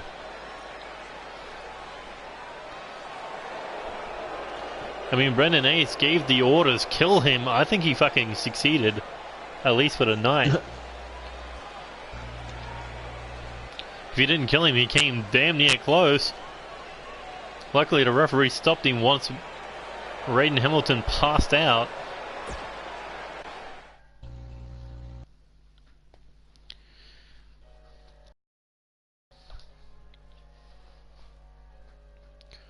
God damn it, Diz and Dog. Get on the right fucking side.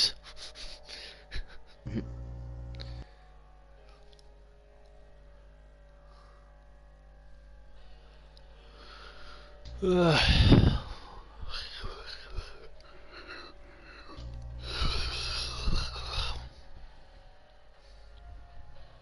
this has been a really good episode so far. Yeah. And we're only up to the semi-main event. We still got a Fatal 4-Way Women's Tag match left to go.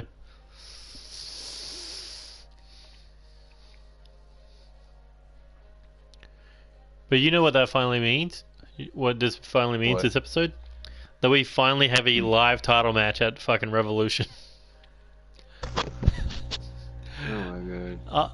After a week and a half, we finally get a title match.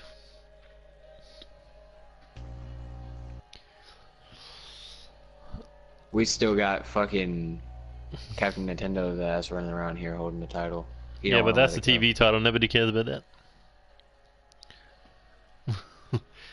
No, that's why they don't want to face you. That's why they want to go after the Public Enemy for the 6-man tag team titles.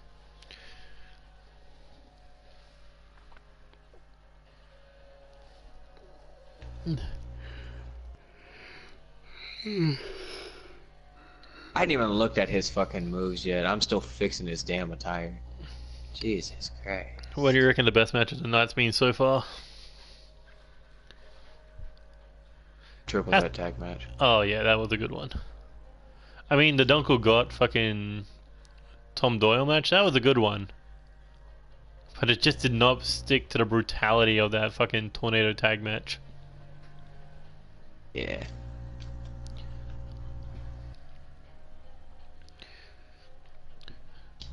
God damn, Brendan Ace is trying to conquer all the divisions.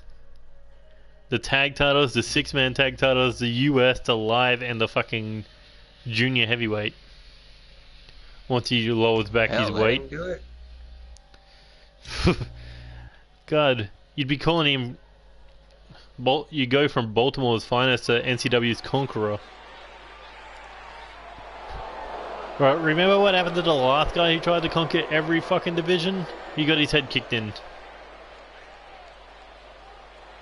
But there is Red Anarchy, Josh Sniper, Austin Collins, and the former 2-time NCW World Heavyweight Champion, K-Dog.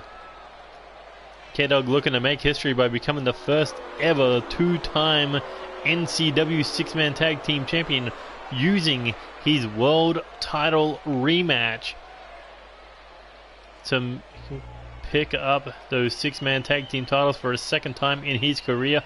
Last time he had Nero and Hydra to beat the Bounty Hunters at NCW Meltdown.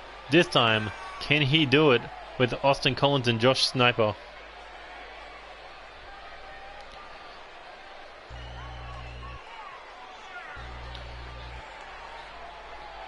Whatever. Hey, K-Dog's choice, it's because they're friends. It's because when he went to war with Dave Rogers, Tommy A. Hawkins, and Tyler Wilson, these two men were there to answer the call to back him up in that 6-man tag match that they managed to pick up the victory of. So K-Dog knows he can put his faith, he can put his title rematch in these guys' hands. But the question is, can they survive the dominance of the six-man tag team champions, Public Enemy? We've never seen a team dominate like they have since Unstable. It is true. I mean, you think about it, you had World Elite, they only defended the title one time. Well, they didn't even defend it one time, they lost to the first title defense. Tony Lee Williams, David Cassidy, and Joey Harmon, they lost the title after the first title defense. Like, they defended it once and lost it to, as I said before, K-Dog, Hydra, and Nero. And then the titles became vacated. They lost their rematch at the wild card against the KOD. The KOD, they successfully defended it one time in that six-man tag team Hell in a Cell match. Amazing match. If you haven't checked it out, go check out Rage after this, of course. But they lost it in their next title defense to the Public Enemy. But the Public Enemy, 2 title defenses up over the... Actually, 3 title defenses up, if I believe correctly. They defended it against the KOD. They defended it against the Natural Shadow Romance Alliance. And then, in the Champions Carnival, they defended those 6-man tag team titles against Pretty Boy TMZ. And in 6-man tag team action, they have yet to suffer defeat. They are 7 matches in a row undefeated, I believe correctly. So what's that tell you? Force to be reckoned with. Exactamundo.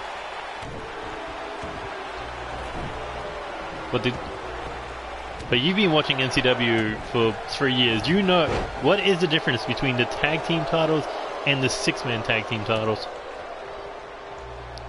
Well, tag, at least there is tags.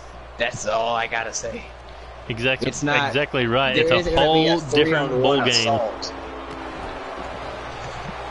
Like, you can literally, in a 6-man tag match, you could get a 3-on-1 beatdown. Which we've seen out of every match that the Public Enemy have been involved in. They have just brutalized anyone who have come near that title.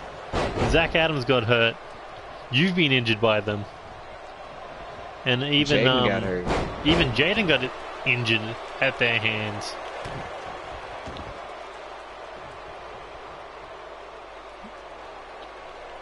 Yeah, that's one thing to always remember, that you can get hurt. And the fact that you could be facing a 3-on-1 at any point in time. Exactly right. Once you lose that first ball, it is extremely difficult to come back and make it down to a 2-on-2 tag match. I don't think we've ever seen the titles be lost after one person loses a member. I think you're correct. I've seen 6-man tag team matches end like that, like one person loses people and then they retaliate and pull out the victory, but never for the titles.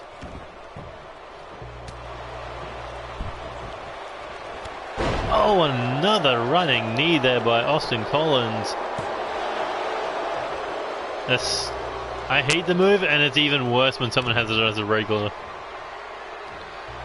Oh, brainbuster on the knee. Oh, this is a message sent.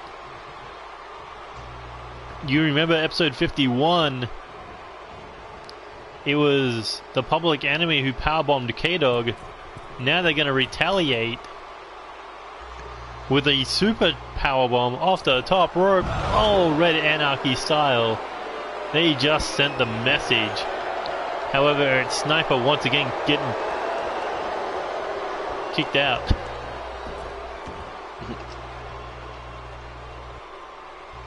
And there's Dither B breaking it up. Wait, what? My God, Austin, what the fuck is up with your moveset?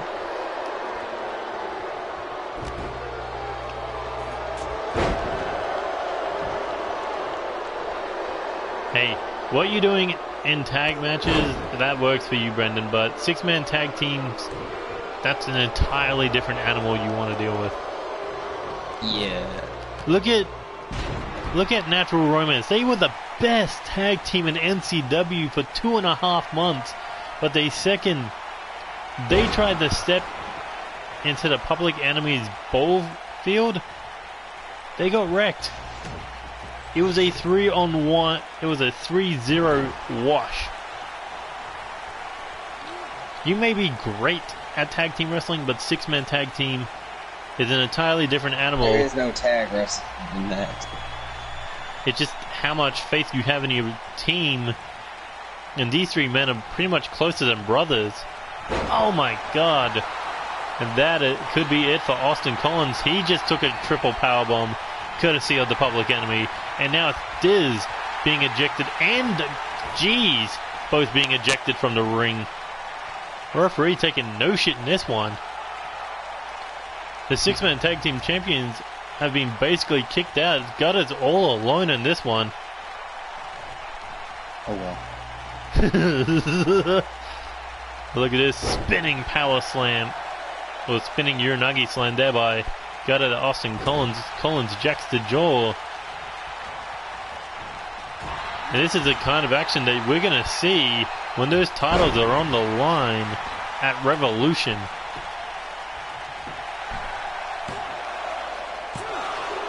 Except for the people getting kicked out, everyone's going to be legal. It's just going to be a train wreck.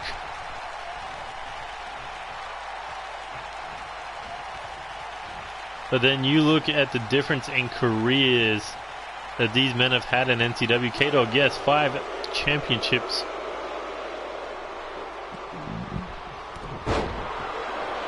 But you look at Dizzle B, you look at Gutter, you look at G's. Well, not so much G's, but G's, former US champion, current six-man tag champ. Gutter and Diz, both multi-time champions. Dizzle B, 2-time Intercontinental, 6-time United States, and a 2-time champion of champions. And then you got Gutter, former 3-time world champ, 3-time Intercontinental champion, 1-time live champ, and a former 2-time tag team champion, not to mention former Mr. Money for Chaos. And also, oh my god, there's a backstabber. But also the 2018 Veterans Cup winner.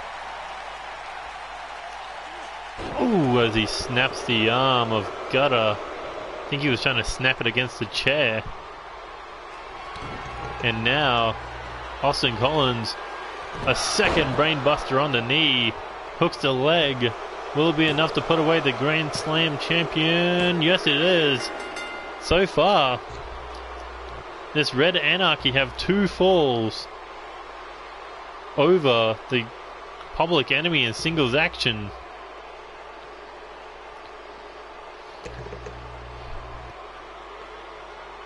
But the question is, can Josh Sniper, is he going to be able to beat G's on episode 53?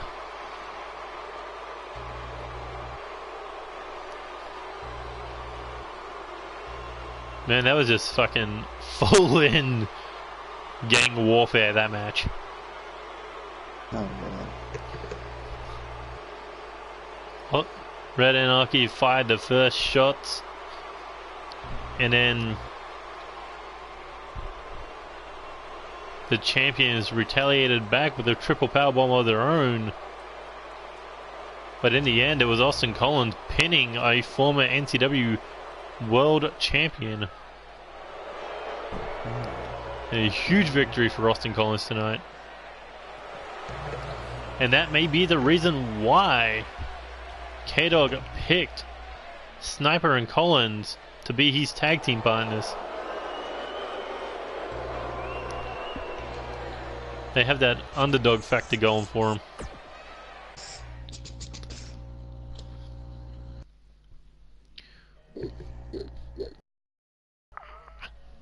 Oh, this is gonna be fun.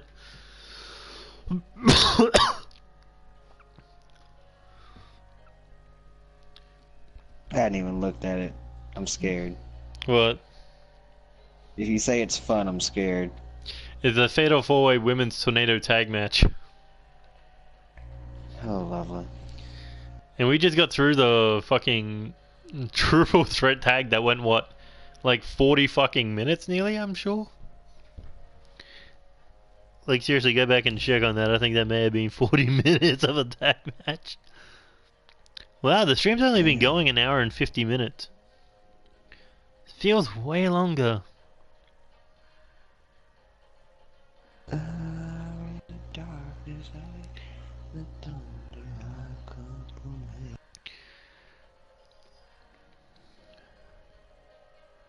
I think the match between Ray Lagiri and fucking... What's his face went like 12 minutes? Ray Lagiri and Ace.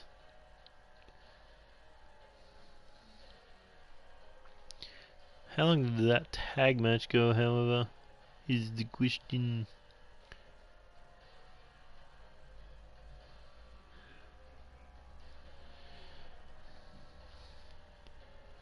Okay, it started at that point, at like 1 hour and 29 minutes in. Or at least at where the stream is right now. Oh.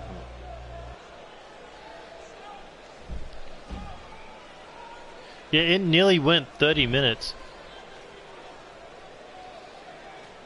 Damn.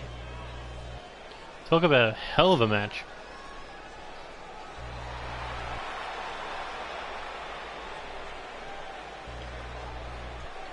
Oh, hey, someone else started following me on Twitter. Eric Lopez. Oh, that's him. Ah, right.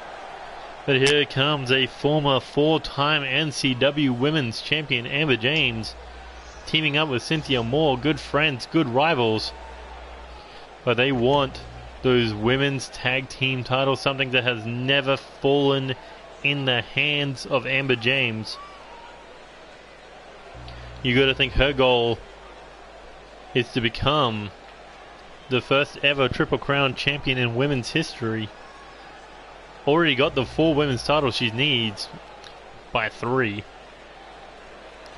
Now she just needs to move on to that next step. That women's tag team title is currently being held by the Quinn sisters.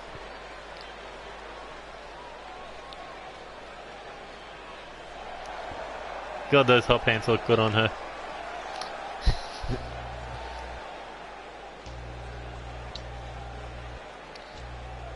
Well, let's talk about some of her greatest rivals.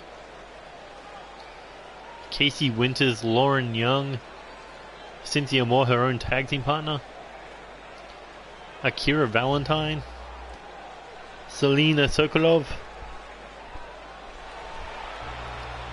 How do you survive all of that and be at the top of the women's division for a good 6 to 10 months?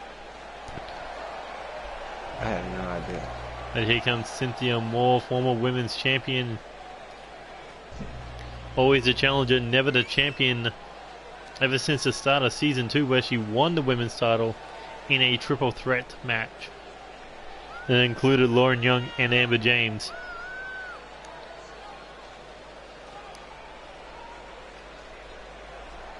I mean, you know what it's like to challenge for a title at Chaos Mania. You've done it twice.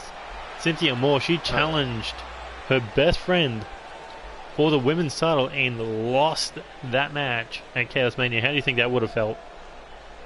Oh, God.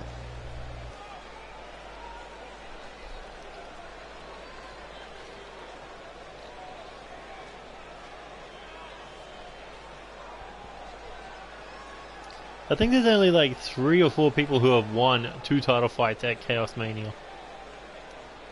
You, Joey, and Clark. Because at Chaos Mania 1, Joey was the Intercontinental Champion. Chaos Mania 2, he competed for the Champion of Champions title. You at the first one competed for the light heavyweight title, and then the second one the world title.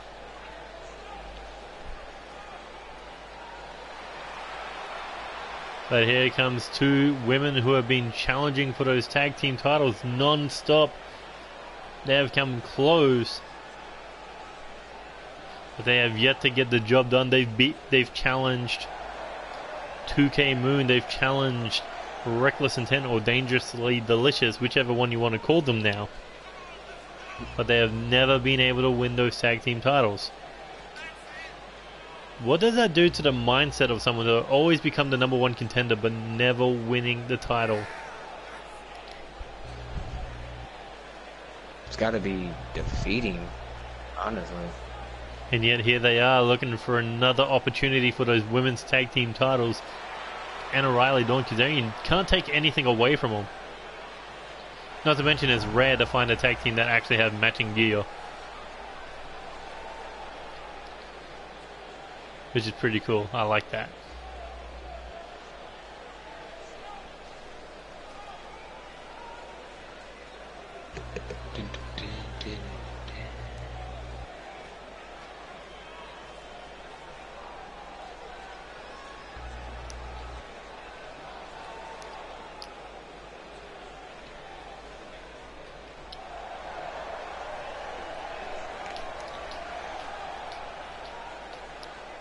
And here comes Casey Winters, former 3-time women's champion. One of NCW's originals back in Season 1. Not to mention, great match she had with Lauren Young at NCW Invincible. But did not get the job done. But all smiles here tonight, but it's got to be all business in her mind because she's teaming up with a Winter Heart tag partner, Ellie Hartman, who's taken a bit of time off as of late, ever since her defeat at Starlight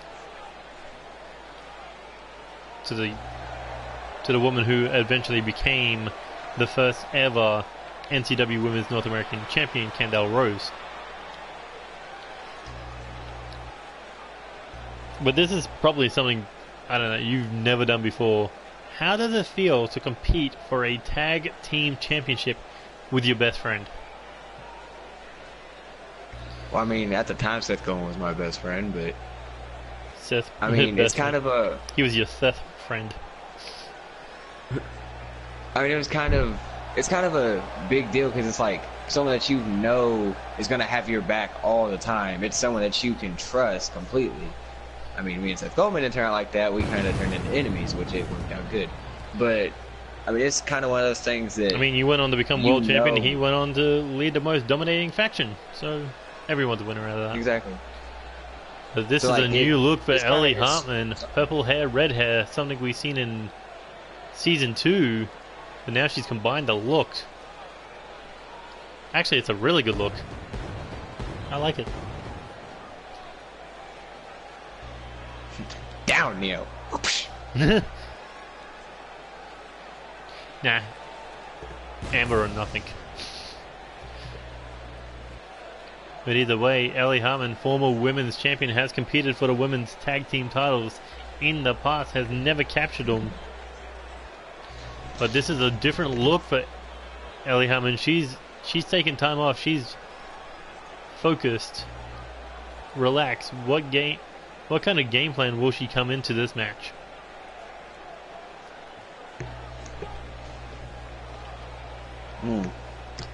Kind of just at first trying to get your feeling and your footing. Exactly right. Maybe ring rust, even though she's only been gone for 3-4 weeks.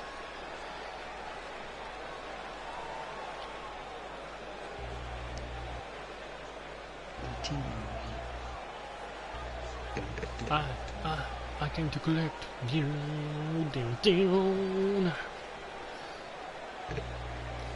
I agree with Brendan Ace. This has been an awesome episode, and Austin Collins as well.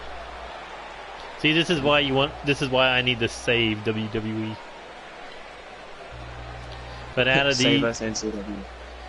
Out of these these 4 teams, only this team has held the women's tag team titles. Dangerously Delicious They're the only ones in this Fatal 4-Way that have held Tag Team Gold, and you know they want to hold it again.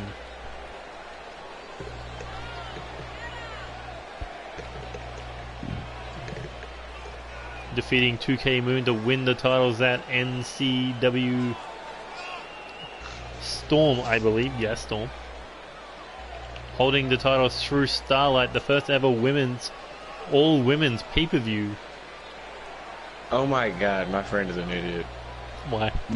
I'm gonna just tell you his finishing. The Batista bomb. Now, it's not the shitty one where he halfway gets him up. It's the first one where he like picks them up and just slams them the fuck down. Yeah. He did get the good one, but why the Batista? There's so many better power moves. But either way, Ivor Battery faced Riley. Closer than a tag team partner. Apparently they're married, so. But here we go, let the chaos begin. And you gotta think standing backstage around the monitors is the women's tag team champions. Crystal Quinn and Whitney Quinn. Because one of these four teams will be challenging them for those tag team titles. And let's see Anna Riley and Ellie Hartman going after each other. Ivor Battery going after both Cynthia Moore and Casey Winslow. Well, she was. But out of these 8 women, which one do you see the women's championship on? Somewhere down the line. That's hard to say. I could see Faith, Ivor, and Ellie holding the belts. I mean, we've already seen that Amber James and Casey Winters can hold the belt. Not too sure about Cynthia Moore because she didn't hold that title for long in her first reign as champion. Oh, and a boot to the face and Cynthia Moore crashing to the floor. I mean, Amber James already the most title reigns as a champion, as women's champion, not to mention longest reigning. Remember that dominating reign that ran through 6 months? No one could beat her until Casey Winters returned at Reset. Faith Riley floats over the former champion knee to face. And Riley Irish whips Ellie Hartman into the corner. And Faith Riley already looking for the pin to eliminate Amber James. And a code breaker from the Rebel. And this is basically 2 tag matches. And there's a Faith breaker to Cynthia Moore. I mean, to Amber James. That could be it. 1, 2. Ooh, and Amber just able to hang on. Top rope super kick by Ivor Battery. The balance to hit that move. And Faith Riley's been taken out. Superwoman punch by Ellie Hartman. And there's a tombstone pile driver by Ivor Battery to Cynthia Moore. But Amber James there to break things up. Oh, roundhouse kick avoided. Who do you think is going to lose? Who's going to be the first one eliminated? Because so far, Reckless Intent, they've been taking care of Cynthia Moore and Amber James thus far.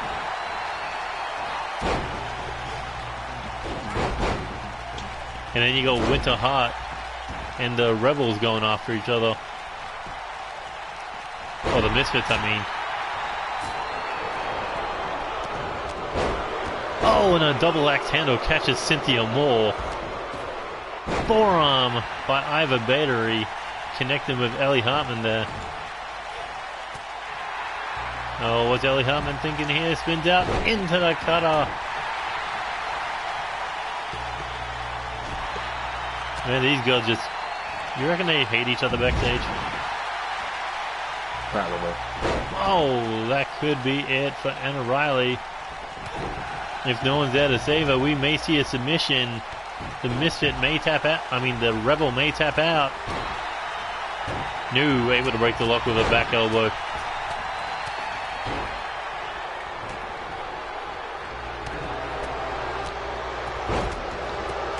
See, this is what I'd do for the women's tag titles. Just have a fatal 4-way #1 contenders match. And let it be the main event. Let it go for like fucking 30 minutes or some shit. Let it be elimination. Exactly. Oh my god, Ellie Harmon. 1, 2. Ooh, and Anna Riley just able to kick out. Casey Winters trying to go after Faith Riley, got taken out.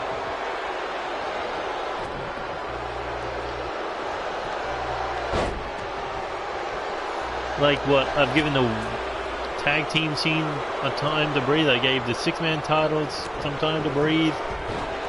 I gave the US title, the Intercontinental, the Junior Heavyweight. The only thing I haven't been booking is the World title, and that's because Jaden Shadow's fucking hurt. Oh my god, full body weight on the back of the neck.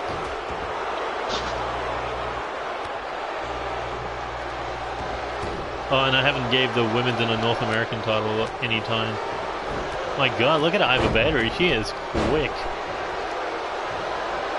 They're trying to fight a fucking spider. Long leg just crack you in the back of the head.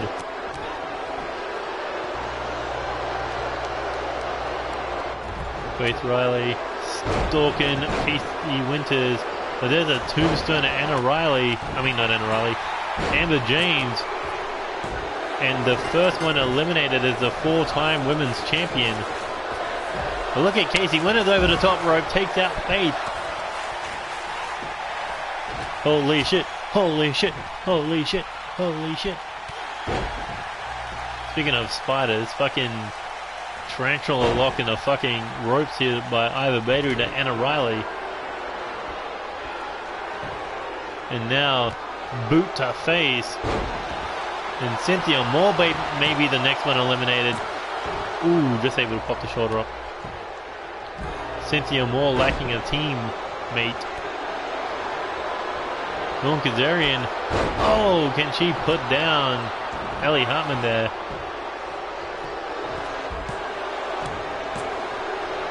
And Casey Winters has been eliminated. And both eliminations have come from Iva Battery and Faith Riley.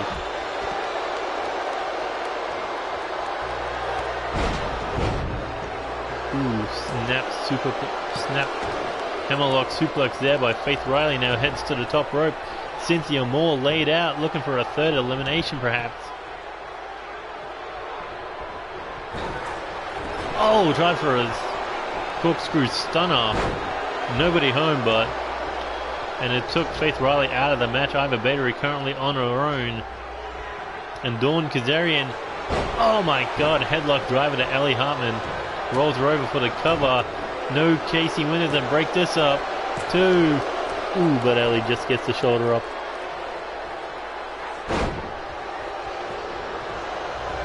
So look at Cynthia Moore hanging on in the top corner. Was looking at Hurricane Rana, but got caught with a jackknife powerbomb by Iva Battery. And like I said, she's like a fucking spider. Look at that flexibility for someone so tall. Dawn Kazarian. Usually tall people are flexible. Usually tall people are flexible. I'm like 6'1" or something. I'm not that flexible. Oh my god, what a moonsault out of Faith Riley. See, I'm 6'2". Oh my god, no! Faith Riley just took out her own tag partner with a moonsault. She got moonsault happy and pulled the trigger on her own teammate. What the hell is Ellie Hartman thinking here? Massive boot and a jawline. And Dawn Kazarian's taking out Faith Riley, diving through the middle and bottom ropes to take out Cynthia Moore with that suicide dive. But Anna Riley. Oh, that could be it. Nailed the double knees. And here we go. Looking for the Rebel Slam to Iva Battery. That could be it. That could be it for one half of the former women's tag team champions. 1, 2. Ooh, and Iva just gets the shoulder up. Anna Riley hit her 2 best moves. Not enough to put away Iva Battery. And how does that feel to see someone kick out of your finishing move? But look at this, Anna Riley heading top rope. What she got in mind for Iva Battery? Coming off the top rope. Oh, and she got caught again with a jackknife powerbomb. Dude, whoever gets released by WWE is always gonna fucking rage about him. But in this case, Moxley has a point. WWE's a shit show, and it's all thanks to Vince McMahon paying Brock Lesnar millions to be the poison that kills his own company. Because Vince knows he's gonna die soon, and he doesn't trust what's gonna be the future of WWE. So he's gonna kill it. What the fuck is Iva doing? Oh my god, hit a clothesline on nobody. And now this action getting back in the ring. Cynthia Moore looking to take out Dawn Kazarian. Faith Riley, elbow drop and no one home. Oh, and Okay, so Ellie's in trouble. Oh, and there's a tombstone pile driver. Oh. So he has the Batista bomb and the fucking Yeah, I changed it. Angel. I changed that. That is a pair of dumb finishing moves that have combined. Oh my god, Faith Riley with the brass knucks. But what if I gave him both one-wing angels? Is he a One in the heavyweight? corner and then this the ring. Yeah. Okay, then yeah. That I can agree with. What, the one-winged angel? Yeah. The one in the corner and the one fucking where you just stand and does it. Oh, Faith Riley was looking to murder Cynthia Moore, but Anna Riley saving her. My god, Iva Battery is just going suicidal right now.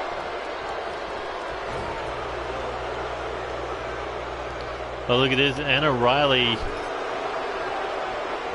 and Cynthia Moore, they were looking to work together to take out perhaps one of the more dangerous ones of this match. But you take out Faith Riley or Iva Battery, the Misfits, they have the advantage because they're the only ones left with a full team. Oh, top rope super kicked Ellie Hartman. And this could be it. 1, 2. Ooh, and Ellie Hartman able to get the shoulder up. Dawn Kazarian, what's she thinking? Tries for a clothesline, nobody home. Jab to the face, reverse DDT. Anna Cynthia Moore sets up Anna Riley. Middle of the ring. And Anna Riley tried to avoid it, but got caught with a top rope Hurricanrana.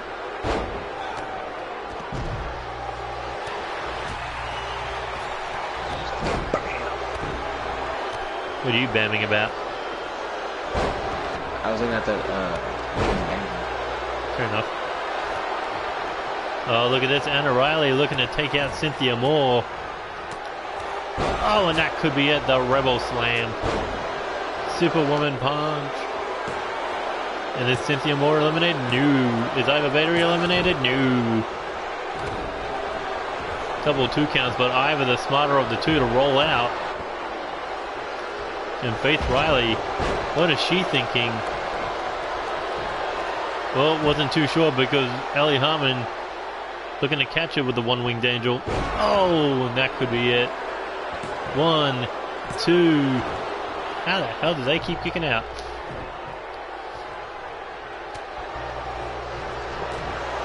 Dawn Kazarian, what's she thinking here? Uh-oh. Headlock driver. And that could be it for Cynthia Moore. Hooks the leg. 1, 2, 3, and Cynthia has been eliminated. That means we're down to 3 teams to challenge that women's tag team titles. And Iva Battery just picking Dawn up, hits it with the fireman's carry, and rolls through for a second one. Looking to nail another one. Okay, his finisher. And hooks the leg. 1, 2. Ooh, and Dawn able to get the shoulder up. His signature Superman punch and a tombstone. The fuck, is he trying to beat me? That's My God. kind of Dawn fucking retaliated in a huge way against Iva there. But Faith Riley there to break things up. And now Faith. Here we go. Fisherman's brainbuster. What the hell is Ellie doing? Just ripping at the mohawk. Alright, I'm gonna give him a choke slam for a signature. Faith Riley just murdered herself.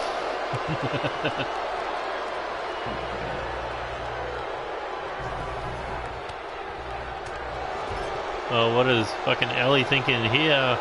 Rolling cutter, diced the bread. But Dawn takes her down with that headlock driver. I swear to God, Dawn's being like the fucking VIP of this match. Anna Riley stalking Faith Riley. And here we go. Rebel Slam. And that could take out the former women's tag team champion.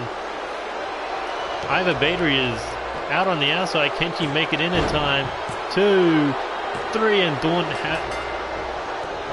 Faith Riley has been eliminated by Dawn Kazarian. We're down to, I believe, 4. 2 of which represent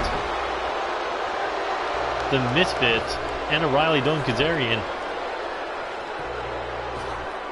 And this is a golden opportunity for them to become #1 contenders one more time, because Ellie Hartman has been eliminated. And now it's practically a handicap match. Iva Battery versus the Misfits. But if anyone can beat both of these women, it's Iva Battery. Dawn Kazarian's taken her out. On the outside, Anna Riley getting set up on the top rope. What a main event match this has been. And there's a top rope super kick to Anna Riley. Iva now, is she going to take the pin attempt while Dawn's still down? Or is she just going to sit there and stare at her? Either way, the answer was too long. Oh, and a big lariat from the Rebel. Dawn's back on her feet. This is not good for Iva Battery's chances of becoming a 2-time women's champion. And now thrown into the corner. Dawn Kazarian eats a back elbow. Head hooked. And Anna Riley there to save her tag partner. Once again, Irish whip into the corner. Anna Riley looking to set her up top rope. And Iva Battery's trying to fight, but feet taken out. Could break her out of the corner. And Anna Riley looking to score to 3. 1, 2, 3, and we have new #1 contenders. Will the third time be the charm for the Misfits? They competed for the women's tag team titles at Wildcard. They competed for the women's tag team titles at Starlight. And now they compete one more time at Revolution. Or will it be 3 strikes you're out? Or will it be the Misfits' time as women's tag team champions? But what an incredible show we had for you today. A new live champion. Things heating up in the 6-man tag title division, in the world tag title division.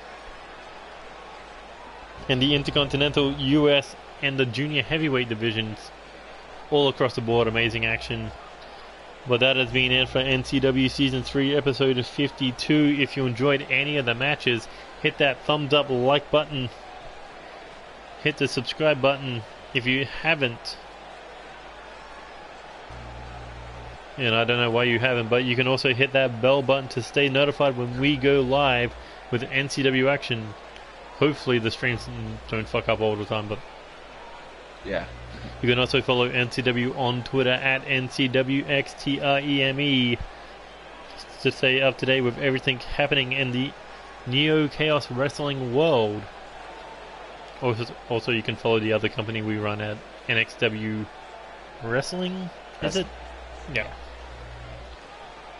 But anyway, that's been it for episode 52. Tune in next time for NCW Live, episode 53. No, 26. That's right, Live's half a way down. Yeah. But anyway, this has been Neo Extreme and the X Factor DJ Young saying goodbye, good night, good luck, and see you later. Adios.